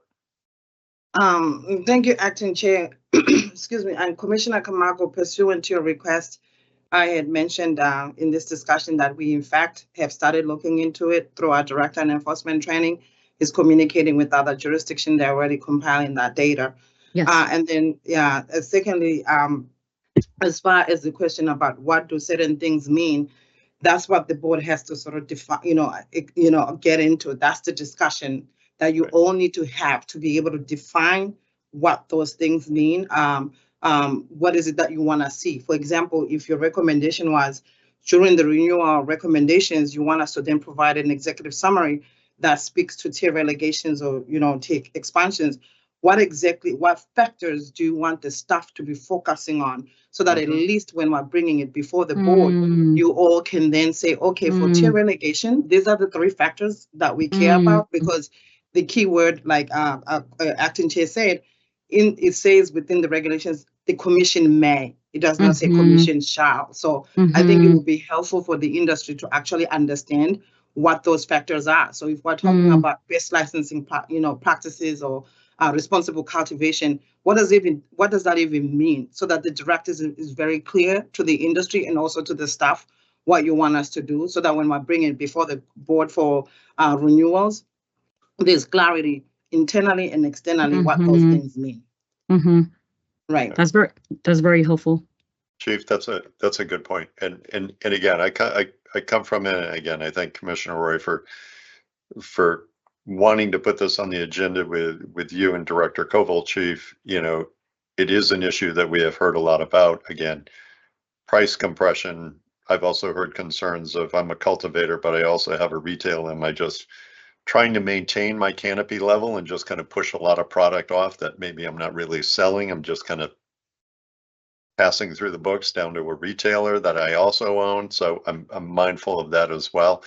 So for me, it would be interesting, and I think I heard Commissioner Roy volunteer to take on this homework assignment as Commissioner Camargo gave her. But I'd like to see what other jurisdictions have done, but I'd also be interested, to the degree that they're aware of it, of what, one, why they tried to do, one, why they tackled this, and two, what they might have seen in terms of pricing after tier relegation. If they incorporated it and enforced it, what happened? Again, some of these things, and I'm happy to have a conversation with you, Director, and with you, Chief. We weren't here when these regs were written, so I need to do a little bit of a deeper dive into the tier factors. Some of them are pretty clear to me. Some of them I might need a little bit of education or insight from the both of you.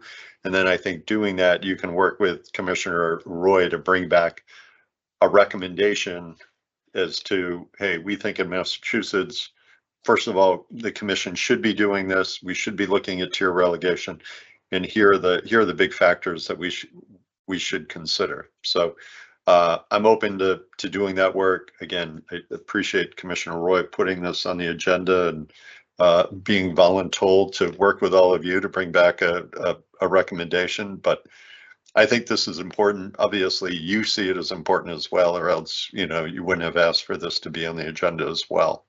But I hope those are kind of appropriate next steps. I would, again, Director, Chief, reach out to Commissioner Camargo and I, schedule some time for us to walk through our questions.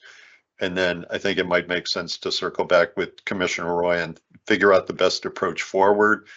And that way we can get to a motion to address, shall we enforce tier relegation? And then to maybe what factors do we want to prioritize as you and your team would go ahead and start doing that work? And then obviously to the greater industry, as you hear about us taking on this issue, we certainly invite the industry to weigh in as well. Commissioner Roy, go ahead. So I'm on our website, on our open data section, and the adult use marijuana establishment average retail cost of flower per gram.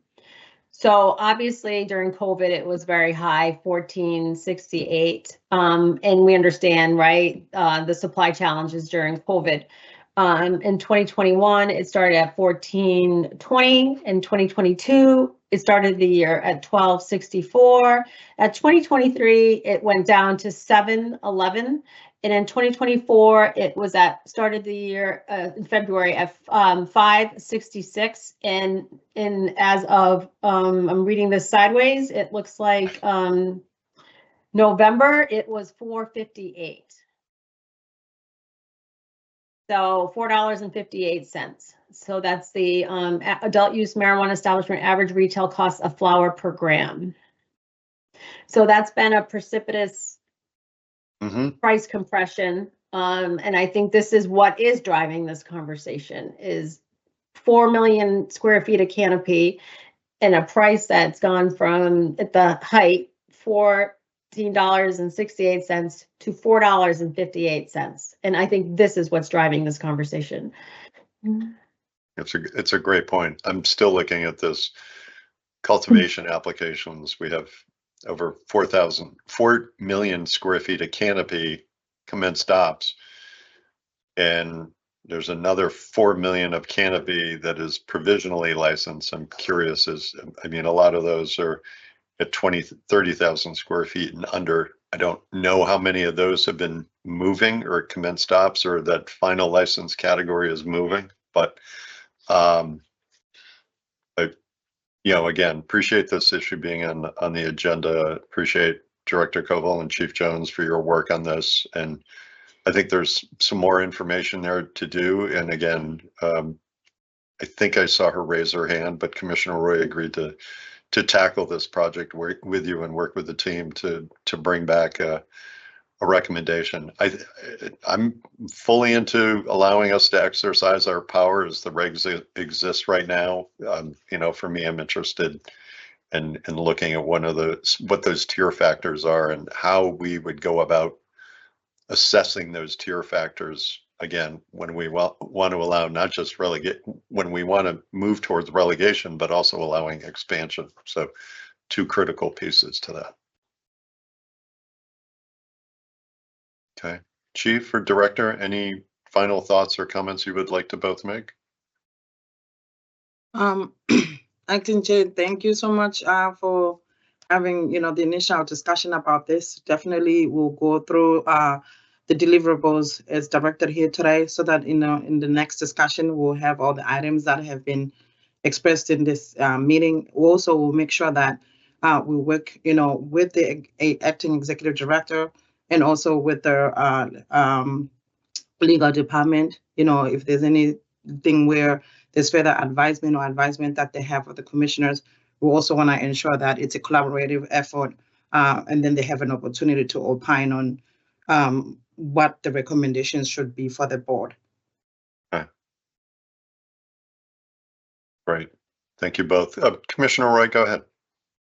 So just as a, you had mentioned historical context, Chair, so I can provide a little bit about the term tier relegation. A little fun fact, well, I don't know if it's fun, but a fact, is that I guess when they were standing up the regs, the concept was in place, but not the name. And so I think in the group, someone was a European soccer, which they call football fan, and relegation is a term for Ted Lasso fans out there. Relegation is a term used in soccer or football out in Europe, and that's where that, I guess that phrase was copied from. So just, that's where it came from, just so you know. That's what I was told. Okay. Yep. Fun factoid for the history of the commission. Yep. Okay. Commissioner Camargo, any other thoughts or comments? No, Right. thank you. Okay. Thank you, Chief. Thank you, Director.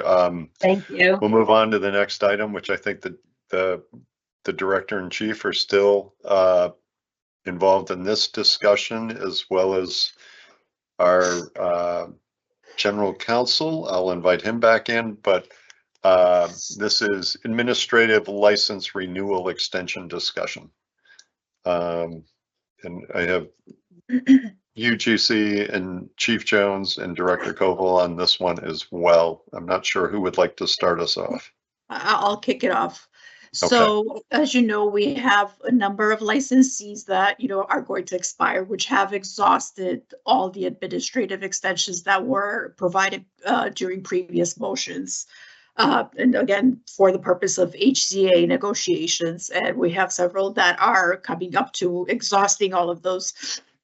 So in order to avoid the number of licensees having to go through, shutdowns, everything, just who knows what, we are seeking the board's decision on changing the total number of days for HCA's related extensions from 240 to 480. So, currently the last motion was granting another 240 for HCA related only extensions. We are seeking to add another additional 240 on top of that for HCA related extensions, bringing the total number of days extensions to 600, taking into account the original 120. So now opening it up to, I don't know if GC has anything to add or anyone. Chief, I'll invite you to offer any comments you want to make. Thank you, Acting Chair, and thank you, Olivia, for presenting this. Basically, this goes back to our previous motion language. So this is helpful I think it is very helpful for the public to understand that we have motion language that from August, 2022, then we have the most recent May 2024. It was meant to allow licensees to be able to ask, for extensions with a prorated fee. That way you can be able to maintain your license without having to wind down the business. So to accommodate what we're seeing is, as far as HCA reviews, as I mentioned earlier today, that it is really a lot of hours are being spent in either reviewing the HCAs, and other deliverables related to Chapter 180.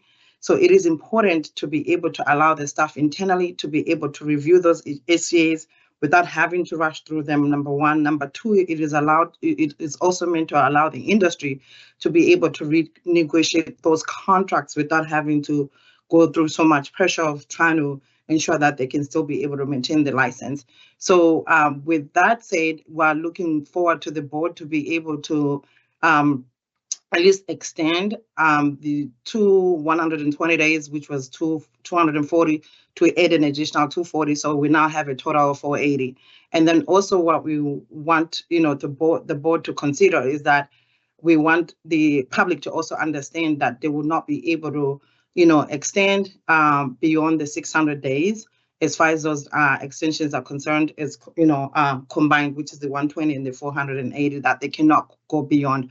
So it is up to 600 days for HCA related requests. But if it's just for the general purposes, in terms of like where you're asking, to get an extension for other reasons, you are only entitled to the 120 days. And I think that point we need to make sure today we clarify that, because it seems like there's some confusion there. So this is where the GC would definitely chime in or jump in, so that we can provide further clarity as far as what this means. Thank you. Thank you, Chief. General Counsel. Thank you, Acting Chair, and thank you to Chief Jones and to Director of Licensing Koval. Just to add, this is time sensitive as alluded to, because we do have a number of licensees that are coming up to exhausting their currently approved extensions. And so in order to alleviate some of that pressure and to eliminate the uncertainty of their situations, I think it's important that we take this action now. We don't expect to get clarity from any kind of legal action imminently. So for those licensees that are either ensnared in this situation right now or are about to get ensnared in the coming weeks and months, it's important for us to, for you as a board to take action now to relieve some of that pressure and eliminate that uncertainty.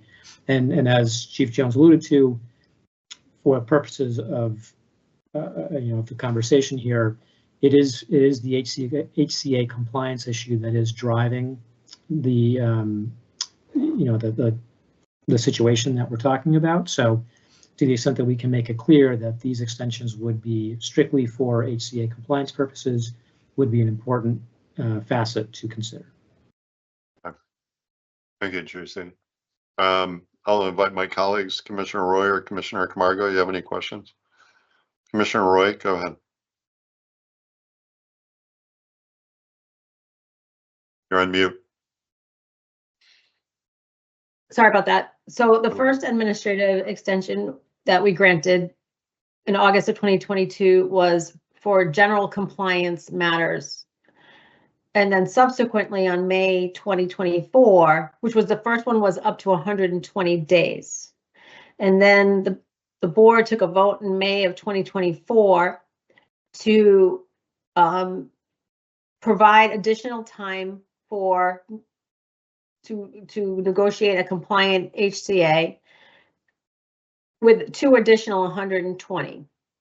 So that got us to 360. But the first 120 included general compliance matters. And what we're proposing today is not for general compliance matters. It's for HCA compliance only, correct? So, and these all can run. So if Kim Roy's Cannabis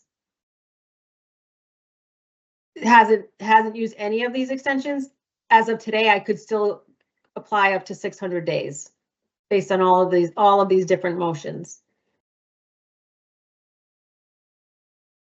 Is that accurate? Chief, do you want to respond to that? Go ahead. So if Commissioner Roy, going with that scenario, let's say you've asked for an extension. Right now, you ask for a total of, where in fact you use the first 120 days for any other reasons and say, I want an extension so that my license does not expire, right? So that's the first 120 for any other reason. Then now you are in HCA negotiations. You have up to 240, which means you can now ask for anything between 1 day to 240 days. So what we're asking now is that in addition to that, because we see that there's an imminent need, because we do have licenses, I believe right about now, maybe 7 or so, that are, in that state. we don't want them to wind down their business just because we're not able to provide them an administrative extension. So in order for them to be able to go back and renegotiate their HCAs or their contracts, we're now saying they've exhausted all the time. Since they've exhausted the 120 plus the 240, which would bring it to a total of 360, then that means they have no more additional extensions that we can provide. We're now asking that if they want an additional 30 days, they want an additional 60 days for them to be afforded an additional, 240 days, that will make it a total of 480 related to HCAs. I guess my question was, if I haven't utilized any of those buckets, and all of a sudden I need to, I have up to 600 days of different because of these 3 extensions. If I haven't used anything and I find myself in a situation, I could start with the first 120, then I get another try at 240, and then now another one, so up to 600. So I guess I guess my question is, the first administrative extension was not really, we didn't really even talk about HCAs. I remember the vote. It was just general compliance matters. HCAs, I don't even think came up. It was just that. So do you still need that? Are we providing extensions for just general compliance? Do you still need that tool, or is that something we should rescind at this point? The first one. Yeah. Commissioner Roy, I don't think we should rescind it because there are other, other licenses out there who might need an extension for other reasons outside of HCA. That's what I needed. Right? Okay. Right. So the 480 is exclusively for HCA related purposes. And the 120 is for any other reasons, because again, we've seen through compliance and enforcement that having the licensees go through winding down their business, it is a mammal task. It isn't, it's a huge task. And then we wouldn't want them to then, where their license expires and then they lose their business simply because of the fact that they still had additional administrative things that they have to do with municipalities. And then at the time, Commissioner Roy, back in 2022, when we asked for the, when the former ED asked for the 120 days, we did not have oversight on HCAs. That's something that we were not doing at that particular time, right?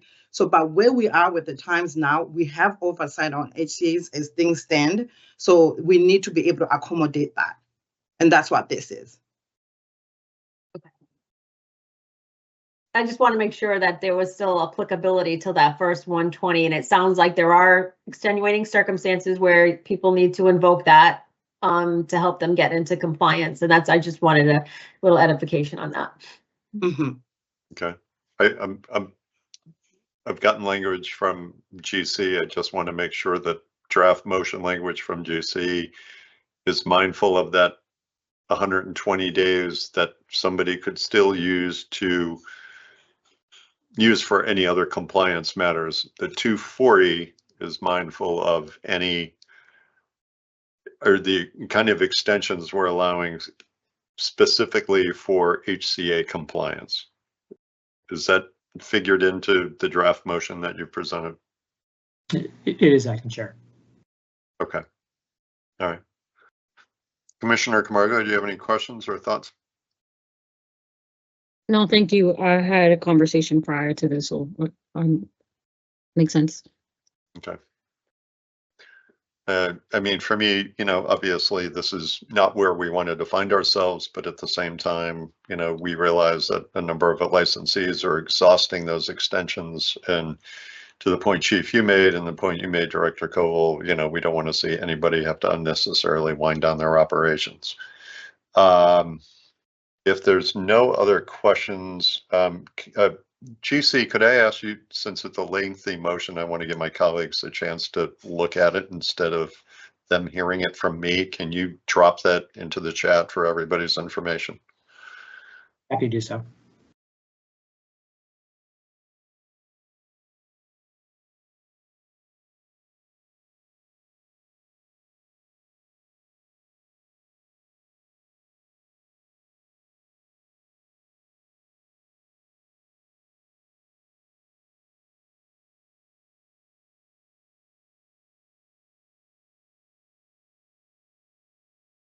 And it should be there now.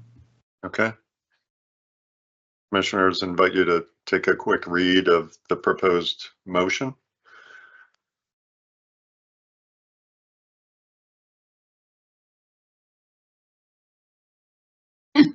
This motion needed its own PowerPoint.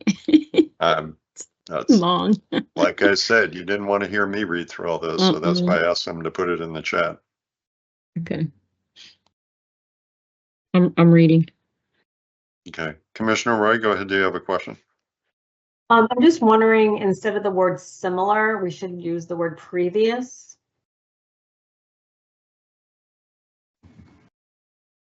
I think that's a fair point. Okay.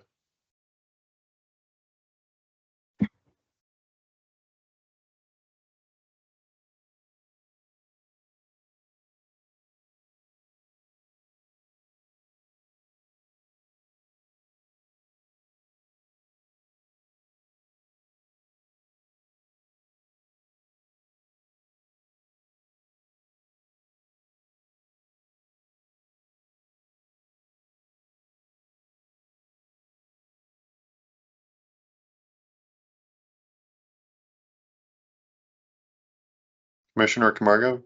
Yep. No, I just want to let you know I'm done reading it, and I just want to ask Commissioner Roy. Commissioner Roy, to your last question about the last question that you had asked earlier in terms of you know, new folks. You use the example of Kimberly Roy's cannabis. I want to make sure that it speaks in the motion.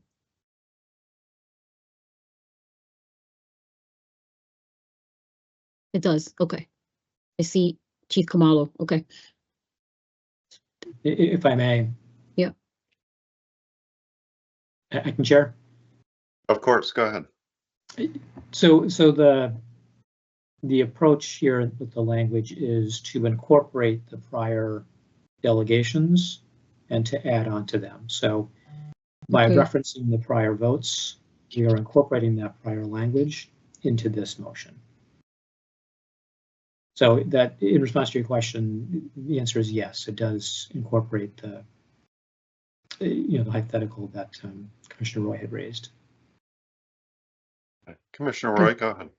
Okay.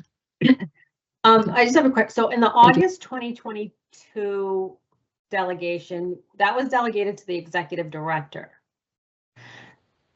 In May of 2024, who did we delegate the authority to? And here we're delegating it to Chief Jones. So who did we delegate it to in May of 2024? That was delegated to the Chief of Investigations and Enforcement. Okay, that's what I thought, but I just wanted to confirm that. Okay.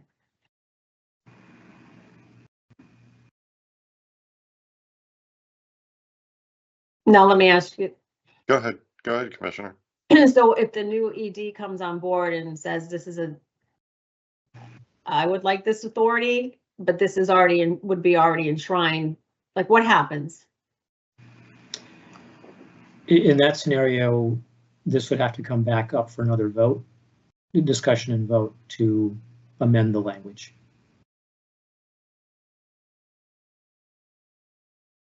So we could still amend it if the new ED felt it was appropriate.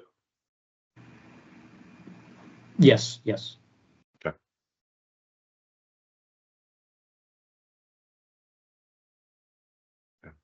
Any other questions, Commissioner, before I read this? Commissioner Camargo, you okay? Okay, Commissioner Roy? I just want to say I'm appreciative to INE and RGC, and this is extremely important, critically important. There's no case law. These are cases of first impression that haven't really wound their way through the courts. And we want to see people in business and compliant, and we don't want to see anyone have to shutter their doors because of this. And this is a real priority. I mean, I've met personally with people that are quite frankly terrified because they need a compliant HCA to do business in the state of Massachusetts for regulated cannabis. And so unfortunately, there are still communities that, municipalities that, how do I say this, aren't fully recognizing, what I see in my personal opinion as the intent of the law.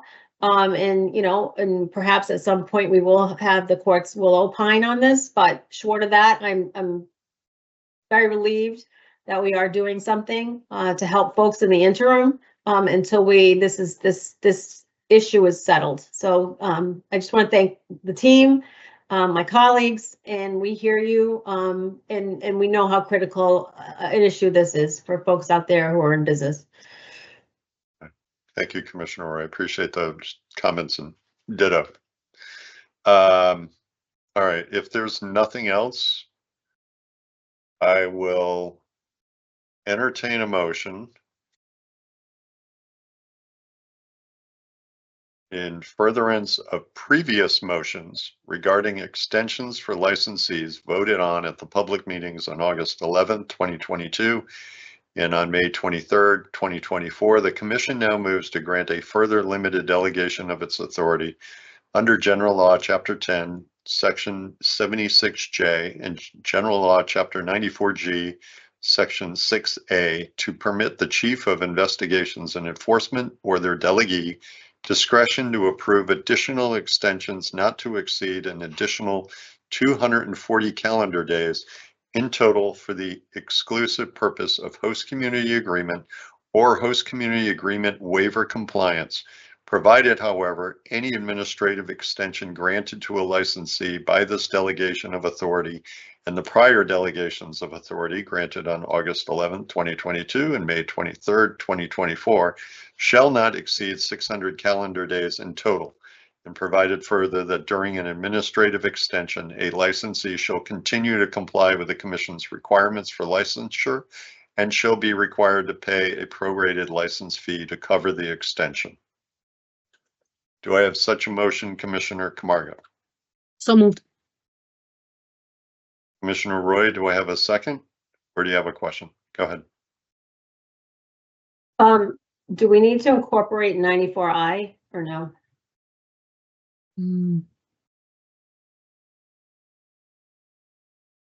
I'll look to our GC. Yeah, good question. Thank you for that. This language is taken in part from the prior motion language, which referenced only 94G. Give me one quick moment to take a look at this. Commissioner Stebbins, can we take a 5-minute break actually to go to the restroom? Sure. Okay. Let's take a break. We'll reconvene at 3:05. Thank you.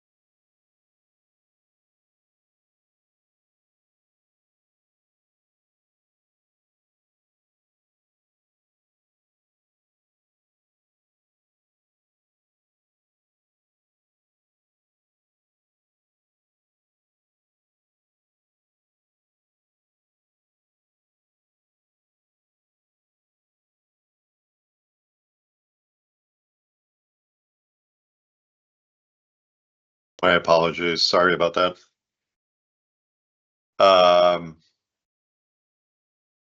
GC, I think we gave you a little bit of time to consider whether we need to add 94I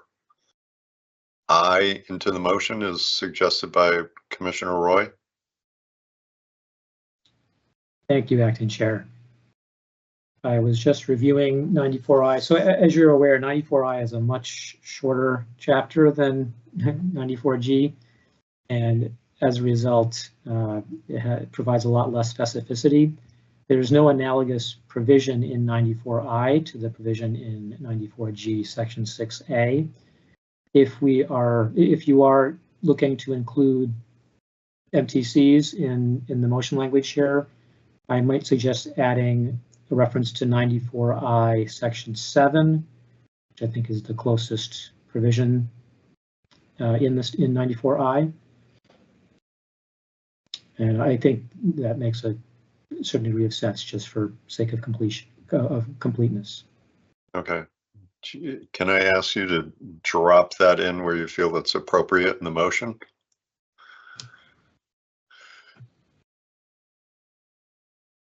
Sure thing. Give me a moment here. Sure.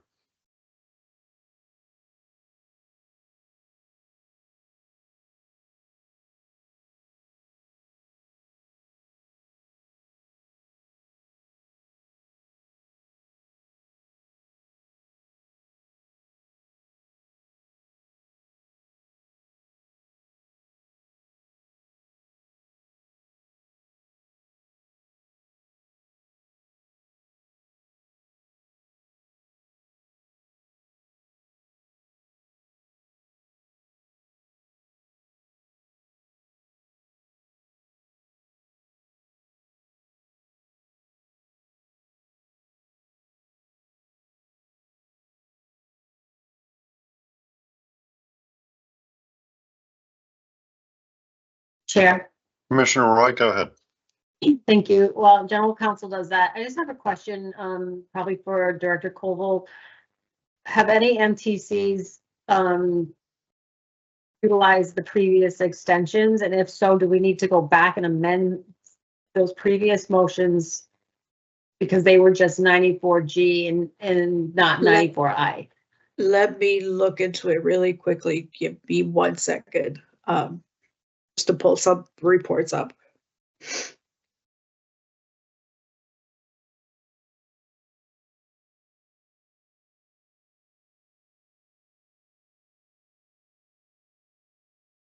I'm also having issues right now. Everything has stopped.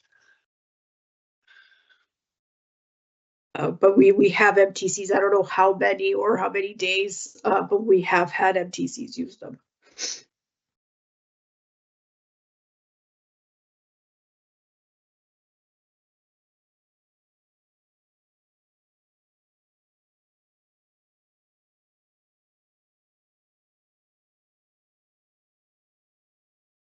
Thank you, GC.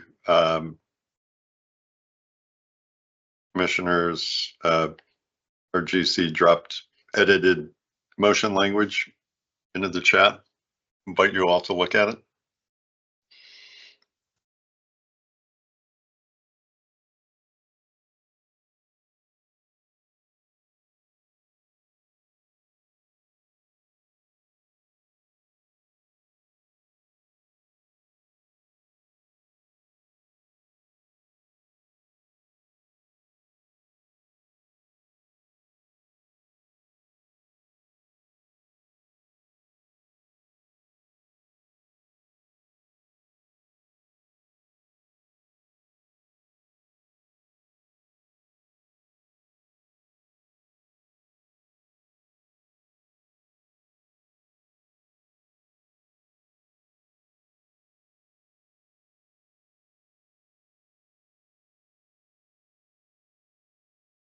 Commissioners, any questions on the revised motion?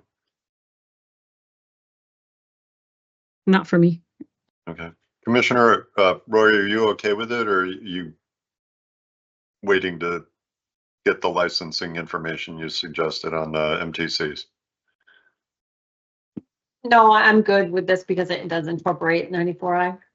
Okay, Well, So just from what a quick overview of all the requests, it seems about 163 MTCs have used them. oh, I'm sorry. Say that again, Olivia. I'm sorry, I couldn't hear you.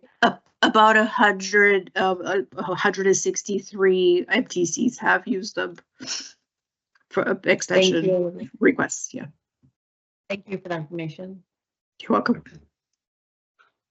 all right. Thank you, Director. Commissioner Camargo, since your motion, we didn't get to a second, would you withdraw your motion and I will entertain a new motion? I withdraw my motion. Okay. That said, I will seek a motion in furtherance of previous motions regarding extensions for licensees voted on at the public meetings on August 11th, 2022 and on May 23rd, 2024. The Commission now moves to grant a further limited delegation of its authority under General Law, Chapter 10, Section 76J, General Law, Chapter 94G, Section 6A, and General Law, Chapter 94I, Section 7, to permit the Chief of Investigations and Enforcement or their delegee discretion to approve additional extensions not to exceed an additional 240 calendar days in total for the exclusive purpose of host community agreement or host community agreement waiver compliance, provided, however, any administrative extension granted to a licensee by this delegation of authority and the prior delegations of authority granted on August 11th, 2022 and May 23rd, 2024 shall not exceed 600 calendar days in total, and provided further that during an administrative extension, a licensee shall continue to comply with the Commission's requirements for licensure and shall be required to pay a prorated license fee to cover the extension. Okay, do I have such a motion, Commissioner Camargo? So moved. Do I have a second, Commissioner Roy? Can you say that again, Commissioner? I didn't hear you.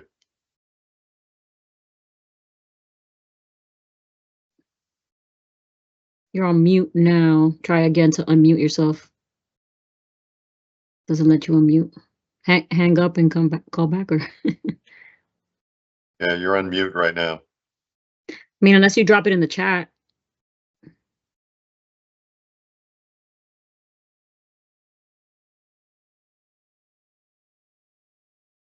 Is she allowed to drop it in the chat, Chair?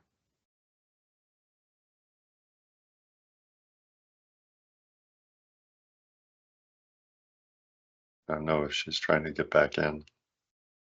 She looks frozen. Hmm. Connection's been Yeah. bad all day today. Yeah. Hang on, we'll give her a minute. We have your vote. Thank you, Commissioner Camara.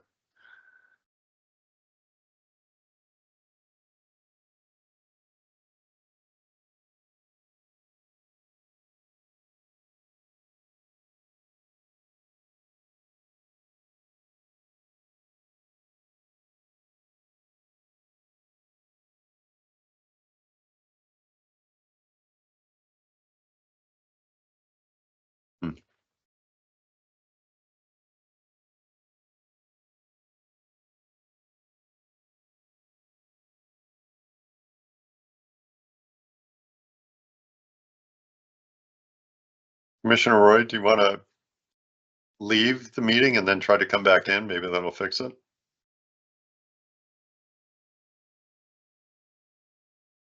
I don't think she's here.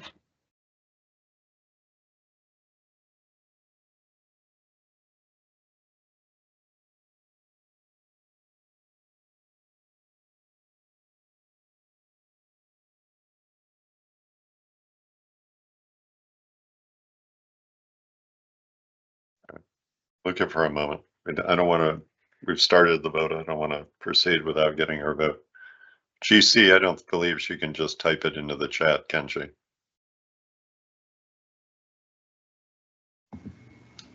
It's been a procedure to have her orally say it. Yep. Yep.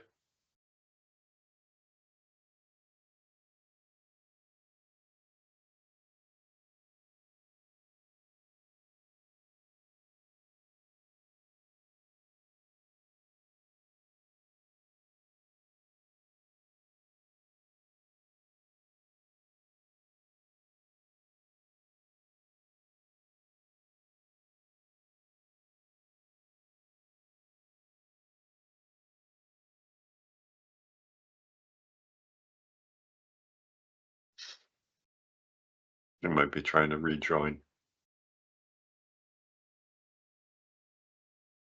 She's trying to reboot her whole system right now.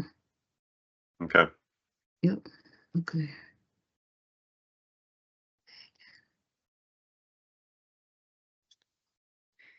Yeah, she just sent me a message, but her computer is doing something funny. Her computer's frozen. Can we call her into her, oh no, we would have had to call her to her phone at the beginning of the meeting, to her work phone to get into Teams.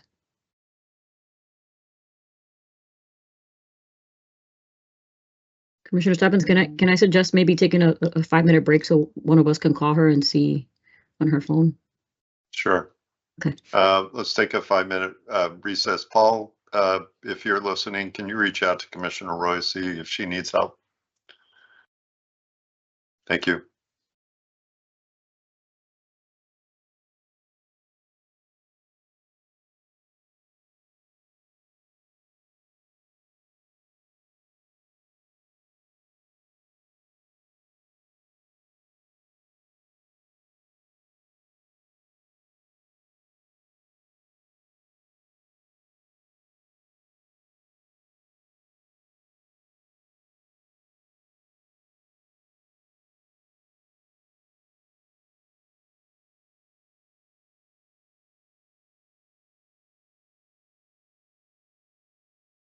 My computer keeps freezing up. I've shut down and logged back in and it still keeps happening.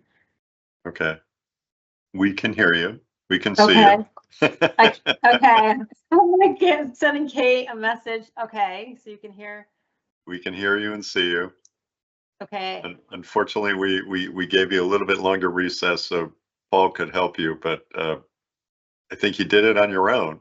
We just got to wait, I think, now to reconvene when we said we would. Oh.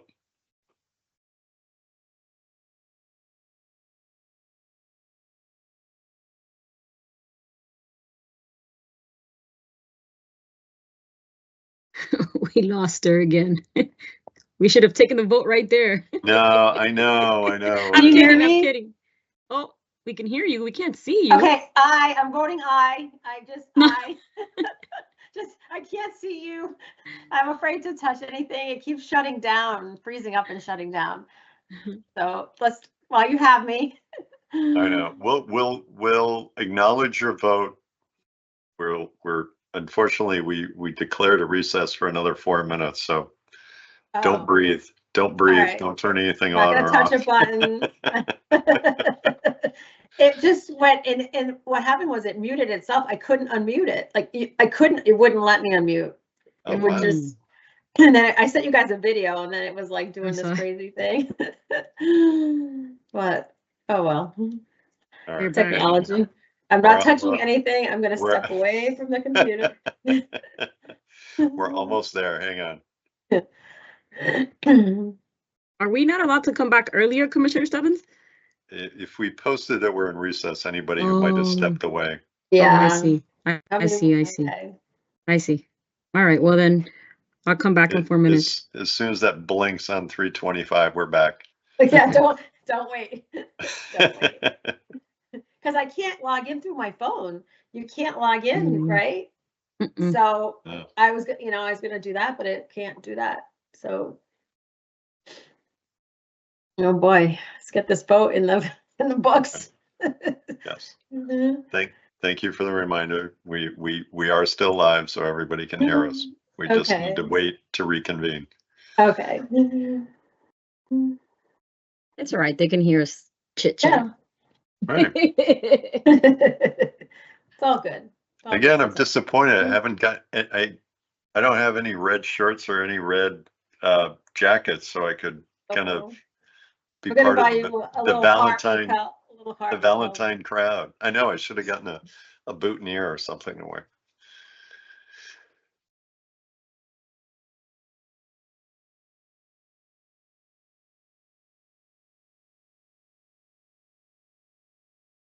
Less than 2 minutes. We're almost there. And you better do a quick adjournment too before. I know. If you're not there for adjournment, then we can't You're officially in all adjourn. day and all night.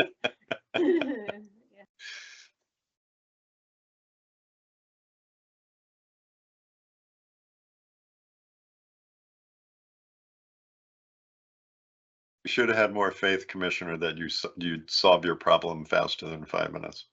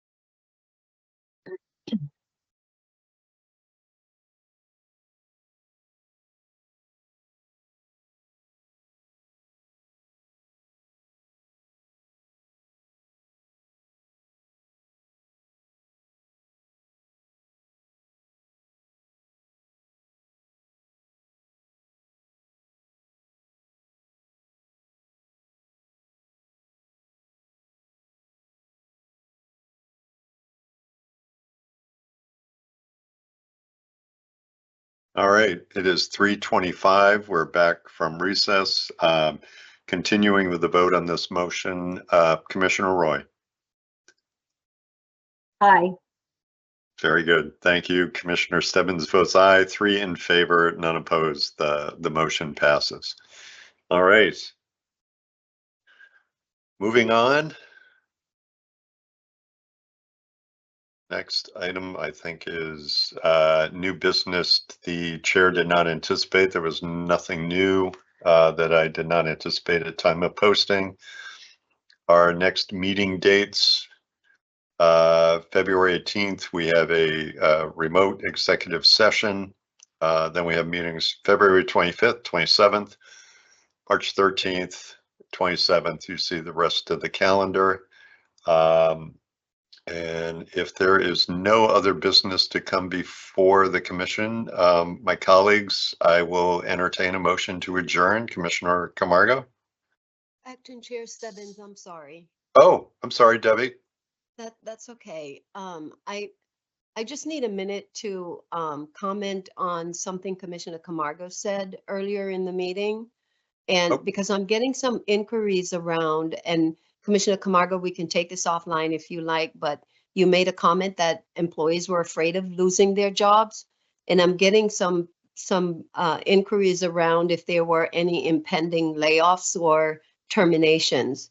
So is this something we need to talk about? Because I think, the staff is getting a little bit anxious now when they heard that. So I don't know where that was coming from, and maybe we need to have a conversation, because there's no plans. There are no plans for layoffs. There are no plans for terminations. And if this is a problem that was brought to you, perhaps, we can have a conversation offline to talk about it, because now I'm a little bit concerned. Commissioner Camargo? Yeah, no, Debbie, we can talk about it right now. Absolutely not. No one has brought any concern to me related to that. I was speaking to, and we can go back, but I was speaking to, well, let me just say this. It was me speaking out loud. You were talking about the constituent services team and how you're thinking about restructuring them or taking a pause to figure out what's next.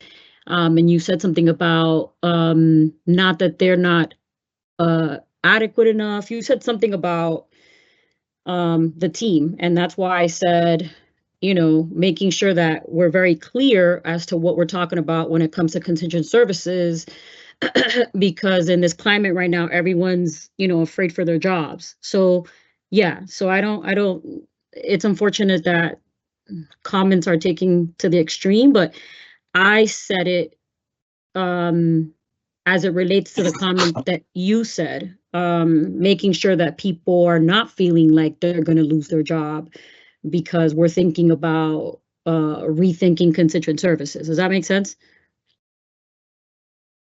I hear what you're saying. Yeah. What I said about the constituent services team is that speaking from the position of having so many 91,000 patients that they have to service and Yep. the different roles that they have to play, that team is not adequate to provide the service. And I believe I also said that this That's was right. from a service perspective we were That's right. looking at. Mhm.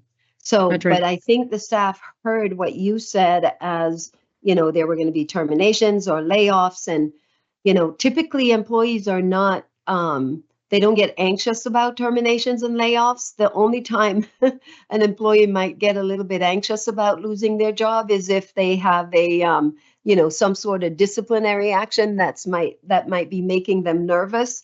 And I'm not aware of any disciplinary actions at this point either. So Me I neither. just wanted us to kind of have that quick chat to appease the staff that there are no plans for terminations or layoffs. Absolutely. Not that I know. We don't have enough staff right now. So Yeah. just wanted to make sure that we cover No, that. no, no. Thank you. Yeah, no, I appreciate it. I'm like, absolutely. This is a great place to talk about it. I appreciate it. It's nothing. It was me making sure that people are aware exactly of what you said. But yeah, not at all. Miscommunication or or people processed it differently. But, thank you for bringing it up. Yeah, thank you, Thank Debbie. you. Thank you. I Clarifying. appreciate that. No terminations, no layoffs.